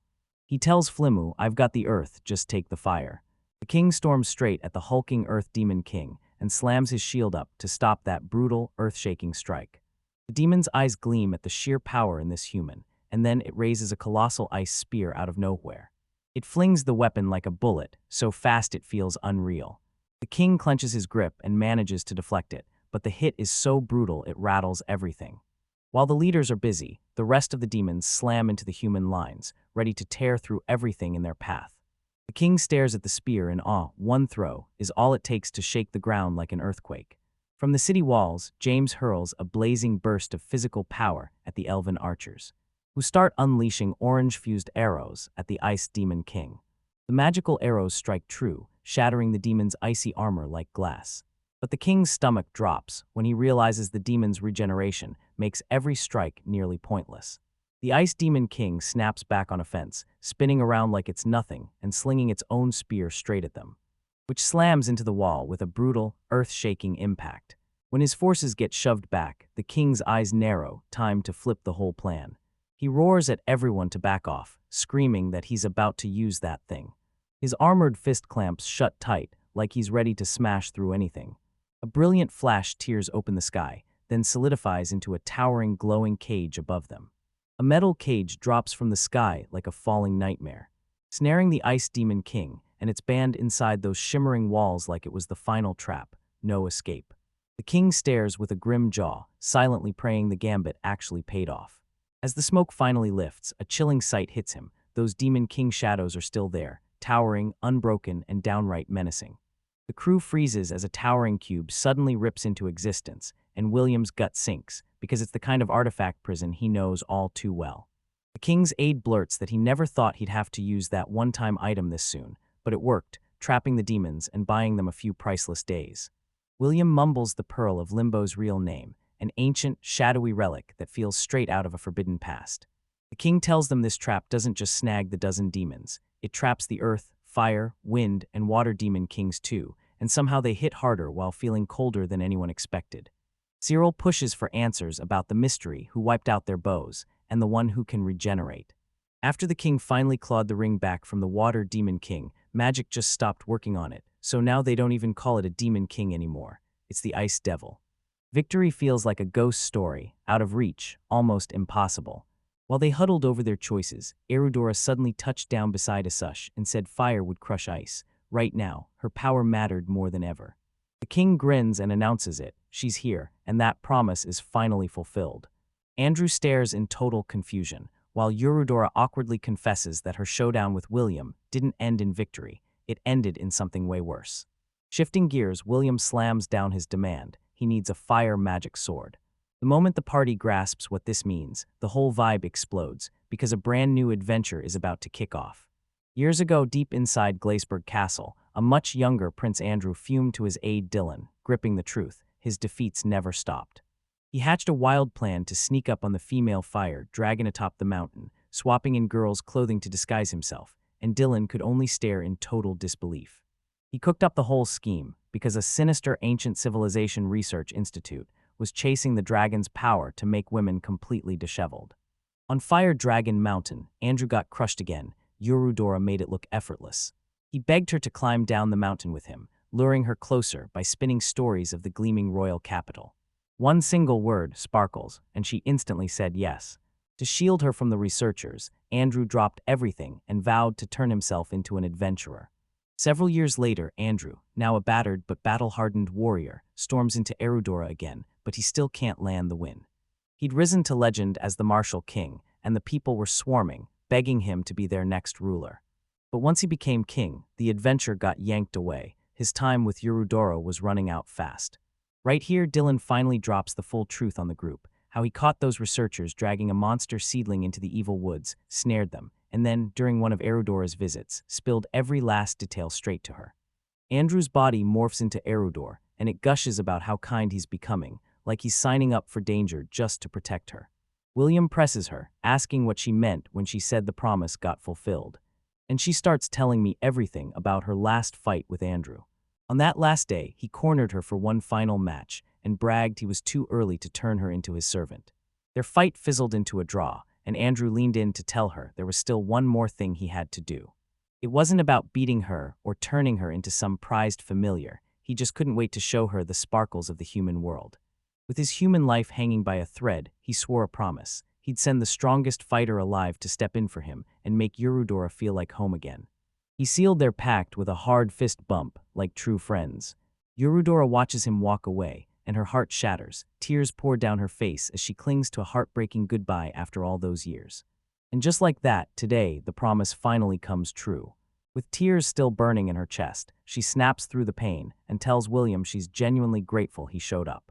William deadpans that he's basically been wiped out, but Erudor refuses to hear a word of it. With the sky finally clearing, she grins and offers to lift the whole party straight to the ruins. The whole crew rockets through the sky, and it feels like they've slipped into a real-life fairy tale. Erudor decides he wants fun, floors it, and blasts them with a vicious icy gale. Without flinching, William snaps up his hand and raises a wind barrier. Warmth floods in at once, and suddenly they can talk without a single snag. Satsuki Everdirect leans in and asks, "So you're gonna carve up the devil next?" Cyril calmly tells them, "We're not here to fight. Our only job is to grab the magic sword the royal army is still gearing up for, and the prison has bought them precious time." The other girls pounced on Cyril with non-stop teasing, making it sound like being William's mistress is pure misery. Cyril tries to deny it, but the jealousy in her eyes screams the truth for everyone to see. The girls burst into laughter, saying interracial love stories are everywhere now, so they've all got a shot, yet they quickly agree on one brutal truth. William's true love is adventure, and once the next quest calls, he'll drop any of them without looking back. The idea of him sprinting off into the sunset alone is so perfect that everyone bursts into laughter. They finally crash into the ruins, this huge, smooth white building, swallowed by vines like the place is trying to choke out its own secrets. William says those ancient ruins usually fall into two types, homes or deadly labyrinths, and this one screams designed for fun by some insanely rich ancient civilization. A towering stone monument looms ahead, carved with statues staring back at them. The eye darts ahead to check everything, then locks in the verdict, safe. William studies the engraving. Just one pair, a man and a woman, can step into the trial and claim the magic sword. The group debates who should tag along with Satsuki right away, and the instant someone pushes Eileen's name, Eileen's cheeks explode with a blush. William throws a wrench in everything, because he points out the text reads like a married couple is sending Cyril off, then Cyril's panic spikes through the roof. They pause and weigh their choices. Satsuki's reckless as always, and Fumi's combat skills barely scratch the surface. So yeah, no doubt about it. Mage, the brilliant thief, is the only one you can trust to sneak into a spot that could be packed with traps. Yumi kneels at the monument and prays for everyone's safety, the kind of prayer that looks straight out of a temple. As William and I gear up, the others crowd around and send them off with wild good luck. They leap onto the pedestals and, without warning, are yanked into the ruins through instant teleportation. They stumble into this tiny, dead-empty room, and right there on an altar sits the magic sword, waiting like the final prize they can't ignore. Both of them are completely stunned. This has to be the most bone-dry, anticlimactic labyrinth in history. William and Mei suddenly pop into ancient ruins and stare at a sword that glitters way too suspiciously, sitting alone on a pedestal. Mei snaps her eyes to a door behind them, a one-way exit, so if they walk through, they'll never be able to challenge these ruins again. She tells William that regular magic gets shut down, but her alert spell stays locked and loaded, and she makes it crystal clear. Most labyrinths come packed with mechanisms that smash scouting magic on sight. With their exit plan frozen, they snap back to the sword. William swears it's an imitator, a monster playing dress-up as treasure, and coolly dares me to prove it by hurling something at it. Miai doesn't hesitate. She hurls a dagger that slices straight to its mark, causing the blade to erupt into a vile puddle of goo, while William fires off a magic arrow just to make sure it's truly finished. Sludge blasts across the floor and Mia blurts, "Is it over?" But William stays on edge, convinced the creature couldn't fake its own death. While Miai is laughing and claiming William might be a fake himself.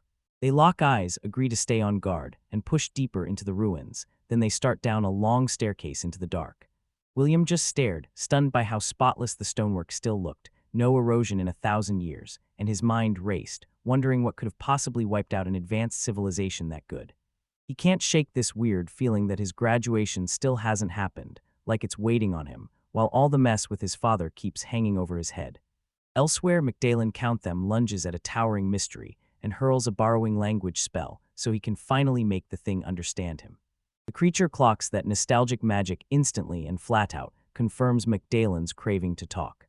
Even though 1,000 years have flipped the world upside down, its prison hasn't moved an inch. It then offers to spill the tale of how an ancient civilization suddenly vanished, daring to see what this modern human will do with it. The story kicks off with two titans going head-to-head, the white nation of science and the black nation of magic.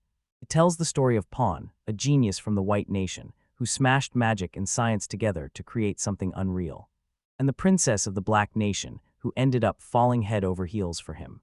To win the princess's heart, he chased power until he forged the very weapon that stands before you, made to seize the white nation and crush every road in his way. Pawn's stomach dropped when he realized life wasn't born for anything but to be torn apart. And the tension erupted into an all-out war, all while the Black Nation's new queen led the charge. In the final showdown, the queen got stabbed in the back, her own allies turned on her, and she was killed. He left the creature behind, an enemy to the entire world.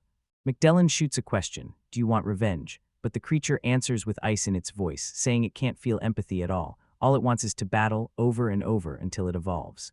It labels its two experimental kids, who were handed a circuit meant to build empathy, as complete failures. In the heart of the ruins, William's party slams into a brutal standoff, two gargoyle statues watching from the shadows. Mia immediately spots that classic trap. Those statues are about to ambush the adventurers. William starts peppering them with magic arrows to crack their defense, and then I rush in to finish the job. His spell lands dead on, and Miai rockets forward, smashing the stone monsters into rubble with ruthless speed. They took a beat to revel in their victory. They stumble on yet another door, and this one's got a glaring pressure plate trap, just begging to be triggered. Miai decides that tripping it is faster than disarming, and once William triggers it, she slips away with killer grace as a gigantic, murderous guillotine blade crashes down exactly where they were standing. The legend of the ancient being keeps unfolding, and this time it smashes the truth wide open. It got crushed in its final battle. The pawn didn't destroy it. He remembered the fallen queen's friendship, then teamed up with Ahatna to lock it away for good inside a prison forged from their combined power. With a chilling voice, the creature growls that it now knows exactly how to smash that very seal. Meanwhile, just beyond the ruins, Eileen and her crew take a breather, tea in hand, tension humming in the air. And she can't stop thinking about her friends in the royal army. Magdalen finally realizes the seal's creation didn't just fail the ancient civilization, it ripped the whole thing apart, and the monster born from it got crowned as the world's first true evil. When Magdalen demands to know why it hasn't run yet, the creature grins and says its favorite thrill is getting even stronger just by watching how its opponent moves and fights. It turns out it exploited a rift between worlds, dumping demons into the human realm just to keep its never-ending thirst for battle going. Forging a world built for war, where it never ends. The time for talk is done. She slips on a ring, then declares freedom is here. The language spell rips apart, then it dares the world to witness Magdalen on the battlefield next. Then Magdalen's stomach dropped. This thing turned on its own creations, calling them failures to their faces before tearing into them one by one, devouring every last one to suck up experience. Ignoring his frantic screams to stop, Magdalen stands frozen in horror as the beast devours its own children, and then rips through the rest of its followers without mercy. Elsewhere, Cyril opens up about her past. She became a cleric to dodge a vile marriage proposal from a lecherous baron. She hated it with her whole soul, so she bolted straight to the temple, only to discover it was a rotten trap. her boss quietly pushing filthy ideas. Burning with justice, she trained without rest, outclassed her superior, and then vanished into the world to chase her dream as an adventurer. She just ran into Satsuki, right as she escorted a carriage through the streets. He helped that self-proclaimed mercenary sign up at the guild, then hooked up with Mage, who'd been watching the whole time. That memory slams into her. She rushes straight to William, clenches her fist, and fumes that she keeps leaning on him, all while begging to finally reach his level. Right then, her friend comes sprinting in, face pale with panic, yelling that the ancient prison is moments away from getting obliterated. The War Council is a total disaster of red tape and raw anger, and the Royal Army's elite squads look dangerously stretched thin against the demon horde. That one officer keeps firing off the dumbest suggestions on repeat, and it almost pushes his commander over the edge. Inside, he's furious, fantasizing about cutting the man's brain open. King Goldart gets saddled with a humiliating babysitting job to watch over a pig bastard, while a squad of 50 elf warriors waits on standby, ready to move at a second's notice. As the soldiers march straight toward the prison, the dread hits hard. Those demons are swarming in numbers that crush their odds. Outside, the hulking ice devil looms victorious, swollen to monstrous size by devouring its own kind. The military brass can only sit there and watch their half-day meeting collapse into trash, then they're left scrambling to restart everything from zero. With the fire and earth demon kings seemingly wiped out, they can't help but stare at this monster like, so what are you plotting next? The ice devil roars back with raw power, its crystalline form shattering as it readies to unleash its full might. It clenches that fist, not to fight but to unleash pure destruction. He unleashes a crushing punch that crashes into the ancient, unbreakable prison like a meteor. A brutal shockwave hammers the city's very foundations, shaking everything to the core. It keeps crashing down with no mercy, blasting away like pure destruction until it meets something that won't budge. As the hits rain down, Goldart's heart drops. This brutal onslaught might actually crush everything. He rips up the old plan, calls an immediate battle assembly of every brave warrior, and fires off an emergency message straight to Eileen. Eileen's group gets hit with an urgent summons. Strap in, they're flying to battle Eurudora, because the prison is seconds away from getting smashed open. Andrew wipes his face sober and declares, "We have no choice. If we don't leave our comrades behind, the Royal Army gets wiped out." The moment Eileen even thinks it, horror hits her like a punch. Her face twists with pure despair as she snaps, "I'd hate that." Andrew lashes out and calls her selfish, but she fires back that she'd rather have his brutal honesty than pretty words for a lost cause. Eurudora swears she'll help, offering to carry her in the sky, and Satsuki-chan snaps back, saying she absolutely won't let the princess go alone. The idea of a fight with William missing hits Cyril like a bolt of pure terror. She's standing right on a cliff's edge, frozen as the truth hits. She's been leaning on him for everything, and now she can't even breathe. Eileen clocks her panic rising, then eases in clothes and tells her she can step out of the quest. No pressure, no forcing. Cyril forces herself to admit it. She's terrified, staring at the moment she started feeling this week. One piercing thought hits her. William's brilliant and unstoppable, but if the whole world stops hunting him, he'll be left completely alone. A spark of fire flares in her eyes. She clenches her own collar, determination blazing, swearing she won't lean on him anymore, and pleading, "Take me with you." Eileen beams as she gratefully accepts her friend's fierce determination. Right as they get ready to launch, someone panics. Will Cyril survive the brutal freezing cold if William's wind barrier isn't there to shield him? But Cyril's face is locked in pure, unshakable determination.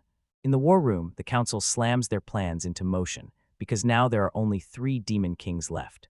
A Noven shipment is rolling in right now as they hash out plans to send Count McDalen's B-rank adventurer brother, Glenn, because this guy thrives when you let him run wild on his own. Elven Archer's new plan is simple: team up with Glenn's unit while the court magicians blast everyone with buffs.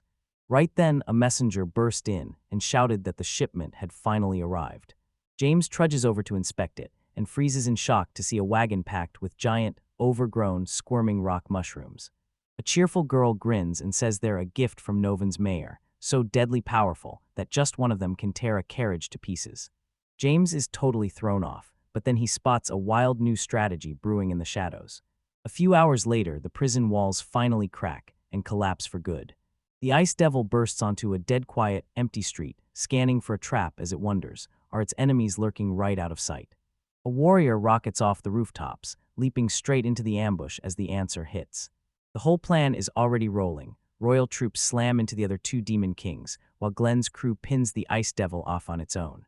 The devil isn't impressed at all. It snaps at Tao to deal with the fodder while it stalks for something worthy, a real challenge. Before it can even settle, two lone knights on horseback ride up, and the scene makes it laugh like their courage is painfully pathetic. At the knight's signal, a mage screams one sharp word and casts the spell into the dark. The illusion that kept the whole army hidden snaps like glass, and hundreds of soldiers come roaring into view, itching to unleash war. From the rooftop, the strategists lay out their play, shatter the illusion first, then unleash the strike. James barks orders at the court's top magicians, demanding they unleash weapons that shoot. That bizarre spell is treated like a total failure because it won't enchant the projectiles at all, it just hurls them. But that's the genius of the plan. Once the demon's anti-magic ring nukes the spell, the heavy object's raw kinetic force is still going to crash through everything. A brutal wave of weapons and wreckage rockets forward, still blazing with full speed and raw, unstoppable power. Slam broke into the ice devil with a bone-crushing impact. The demon stumbles backward, then the giant rock mushrooms explode into a wild, bouncing swarm and slam into him. A battlefield so ridiculous the commanders can't hold it in, they burst out laughing. The mages get hit with orders to keep the pressure on, slamming magic into the air so the mushrooms blast forward like goofy little cannons. Right when James gets the warning, their mushroom stash starts running out fast. The king bellows, ordering the main force to hurl themselves into the charge. Armored beasts stampede across the plaza, their thunderous charge shaking the ground. He rocketed into the battered demon and crushed it under his boots, one brutal step at a time. The king hoists his sword high, roars in triumph, and claims they've already wounded it. Victory is now sitting right there in their grasp. Yet a low chuckle slips out of the demon as cracks spider across its body. Only this time it's not getting hurt, it's healing, piece by piece. The king's eyes lock in terror, and his whole face freezes with horror. A terrifying shadow crashes over them as the ice devil erupts again, bigger, stronger, and more ruthless than ever. Tucked far off in the chaos, Satsuki barrels toward the battlefield and grabs a trembling Cyril, who can only gasp out that, yeah, she's still alive for now. In the city square, pure chaos erupts, right at the center. A grotesque multi-tentacled monster looms, shifting and mutating into a new nightmare that's hell-bent on crushing the spirits of the brave knights who dare to fight it. Dylan and his commanding superior finally see the truth. They can't let its psychological warfare scheme run wild. They spot it choking on agony, whipping its tentacles around like it can't stand the pain for even a second.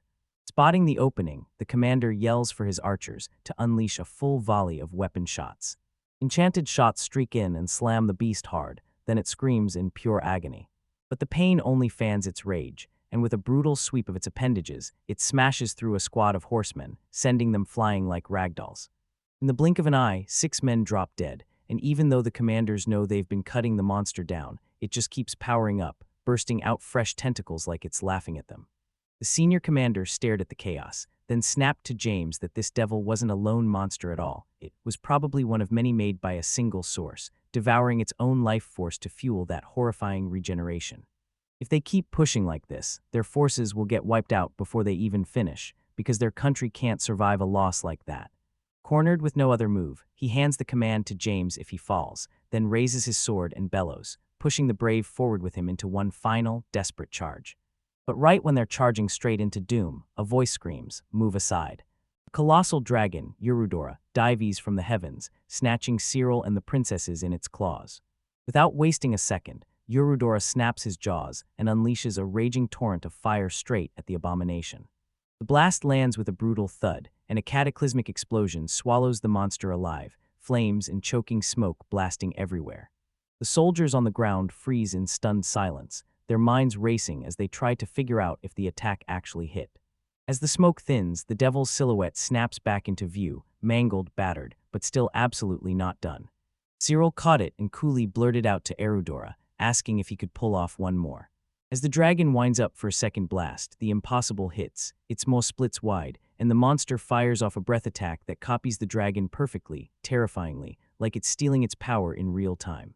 A blast of destructive energy crashes into Urudora, and before he even thinks, he throws himself in front of the girls to shield them. The dragon slams into the ground, battered and grievously wounded from that brutal hit. Satsuki and Eileen sprint to his side, swearing they'll shield him no matter what, while Cyril stares in horror, realizing this wound is way past her puny healing. Suddenly, James bursts into view and snaps up a powerful magic shield to guard them. He proves her worst fears right. Like a lone acolyte, she's powerless to save Orudora. Only a priest's miracle could pull this off, but the army's few priests are already drowning in the wounded knights. Despair slams into Cyril the second she realizes just how weak she is, the brutal gap between her and her friends, both in talent and sheer effort. She interrogates her goddess, challenges her twisted idea of justice, and grits through the crushing feeling that she can't do a thing, while the battlefield itself feels completely insane. James blurts that even the devil told him justice divides people, and that one line detonates a revelation inside Cyril. She clings to Ahatna's teachings: justice isn't fixed, it shifts with time, and one rule burns brightest: shine on the world with the light of knowledge. She finally realizes the high-ranking miracle, tied to this teaching, was never granted to her, and fury hardens into iron resolve as her eyes lock in. If they don't hand her the power, she'll take it for herself. Screaming in rebellion, she shakes the heavens and begs her goddess for a miracle, pouring every last shred of her will into a desperate prayer. A brilliant burst of light rips from her hands, snaps together into a raging pillar of energy, and slams down onto the fallen dragon.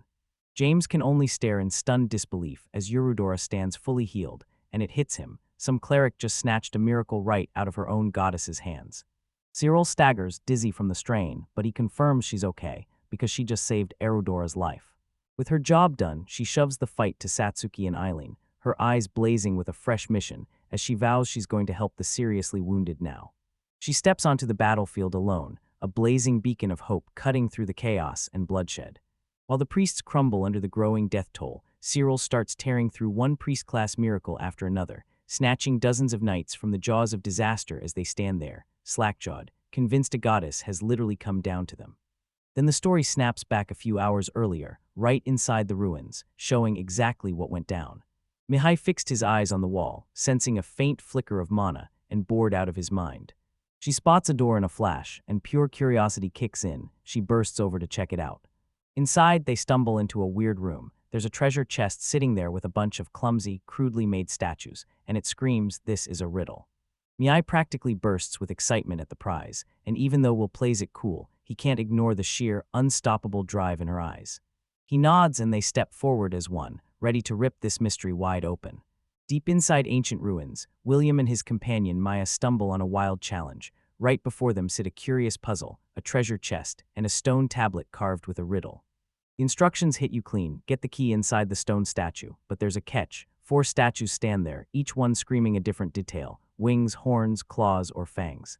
With just 3 hammers and 1 shot to make it work, Mihai freezes. She finally realizes this isn't about luck at all, it's a brain battle test. She whips her gaze to William like, "Tell me what to do," and her belief in him burns bright even as her sentence trails off. A spark of realization flickers across William's face, then he declares, "I've got an idea, and it might just work." Mihai claps in pure excitement, her faith in his genius hitting again like clockwork. But instead of heading toward the statues, William snatches a hammer and rushes for the door, leaving me completely stunned. He breaks down the riddle's genius twist. It teased a stone statue but didn't say it had to be in the room, so he darts his finger at a gargoyle outside, one beast that nails every single clue. Then with a thunderous swing, he smashes it to rubble. Mihai yells that this is cheating, but William stays stone calm and argues that since gargoyles are monsters forged from enchanted stone, his move is the most logical solution. The first hammer slams down, and the whole thing crumbles to sand, leaving absolutely nothing behind. He goes for a second gargoyle, and it crumbles into dust too. With one last hammer blow, he shatters the third strike, and right out of the rubble, a key finally appears, and the relief hits him like a wave. They sprint back to the chest, and Maya can barely contain herself, spinning with joy while William gets ready to unlock their prize. Even with the key already in her grip, Mia stays on edge, because once a thief takes the lead, she demands one final, ruthless sweep for traps. Inside, they strike gold, a reward file, a staff, and a pair of boots, too magical to be ordinary. Mihai figures out what she's worth, but William's only got one thing on his mind: the brutal price tag of analysis spells. To stay safe, he casts a cloth-formed spell and wraps the artifacts up tight, then tells Mia that ancient relics can be cursed.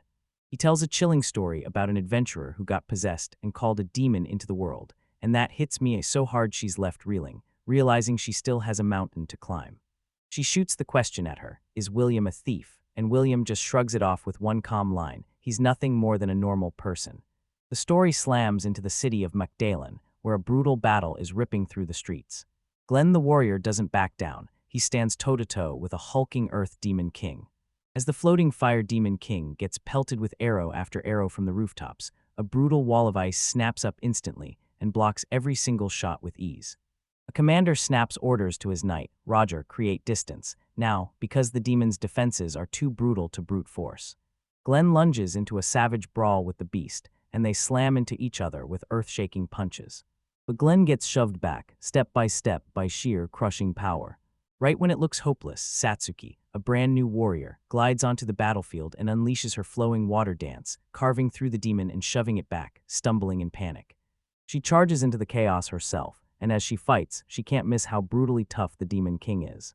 They set out to split the two Demon Kings apart. Then Satsuki and Glenn snap at each other on the spot, their egos screaming for control as they both lunge for the lead. Cecilia blasts Satsuki with haste, but the arguing won't stop, so they lunge and swing in sync for half a second, then trip over their own attacks, landing nothing. Satsuki snaps and screams in pure frustration, furious that she can't use her techniques because he's being so painfully annoying. Spotting their opening, the archers unleash everything they've got at the flying demon until it finally breaks through, right when it matters. On the rooftop nearby, the mages are loading a secret weapon, an enormous glass canister packed with a weird, pulsating flower. Seeing it slams Satsuki with pure dread, ripping open the trauma she thought she buried. She shrieks a warning. This weapon spells nothing but trouble, forcing everyone to dig in harder and drive the Earth Demon King back. Glenn and Satsuki strike together in a last-ditch rush, carving out just enough space before the danger closes in again. The magicians hurled their weapon into the battlefield, launching the attack. But the Fire Demon King just boots the canister away, and it explodes into shards on impact. Then the flower exploded with curling tendrils, snapping shut and yanking her into a brutal, tight hold. This was supposed to be the end. Then the demon didn't collapse at all. She cackled, and that chilling, maniacal laugh tore through the air as she erupted in her own dark flames, burning the flower that kept her trapped. Now that she's empowered, she's gearing up for a brutal counterattack. She hurls two colossal fireballs that blast the mage's magic shield to nothing. Then he whips behind the last soldiers and slashes them out in a blink. Up on the rooftop, the forces can only gape in terror as their so-called bitter victory turns into pure horror. With Fire Demon King fallen behind them, Glenn and Satsuki think the nightmare is finally done. Then the Earth Demon King hits them with a brutal, massive ice attack. Cecilia finally realizes she can't save everyone, so she slams up a desperate magic shield around her companions. Glenn begged to wrap up the demon for her. Her resolve hits him hard, so Glenn leans in and calls her a truly good woman. As the attack crashes in, Satsuki whips out her flowing water dance again, smashing the ice assault right where it starts. The danger dies down, so Glenn yells at Satsuki to move aside while he takes the other flank, both of them set to finish this fight for good.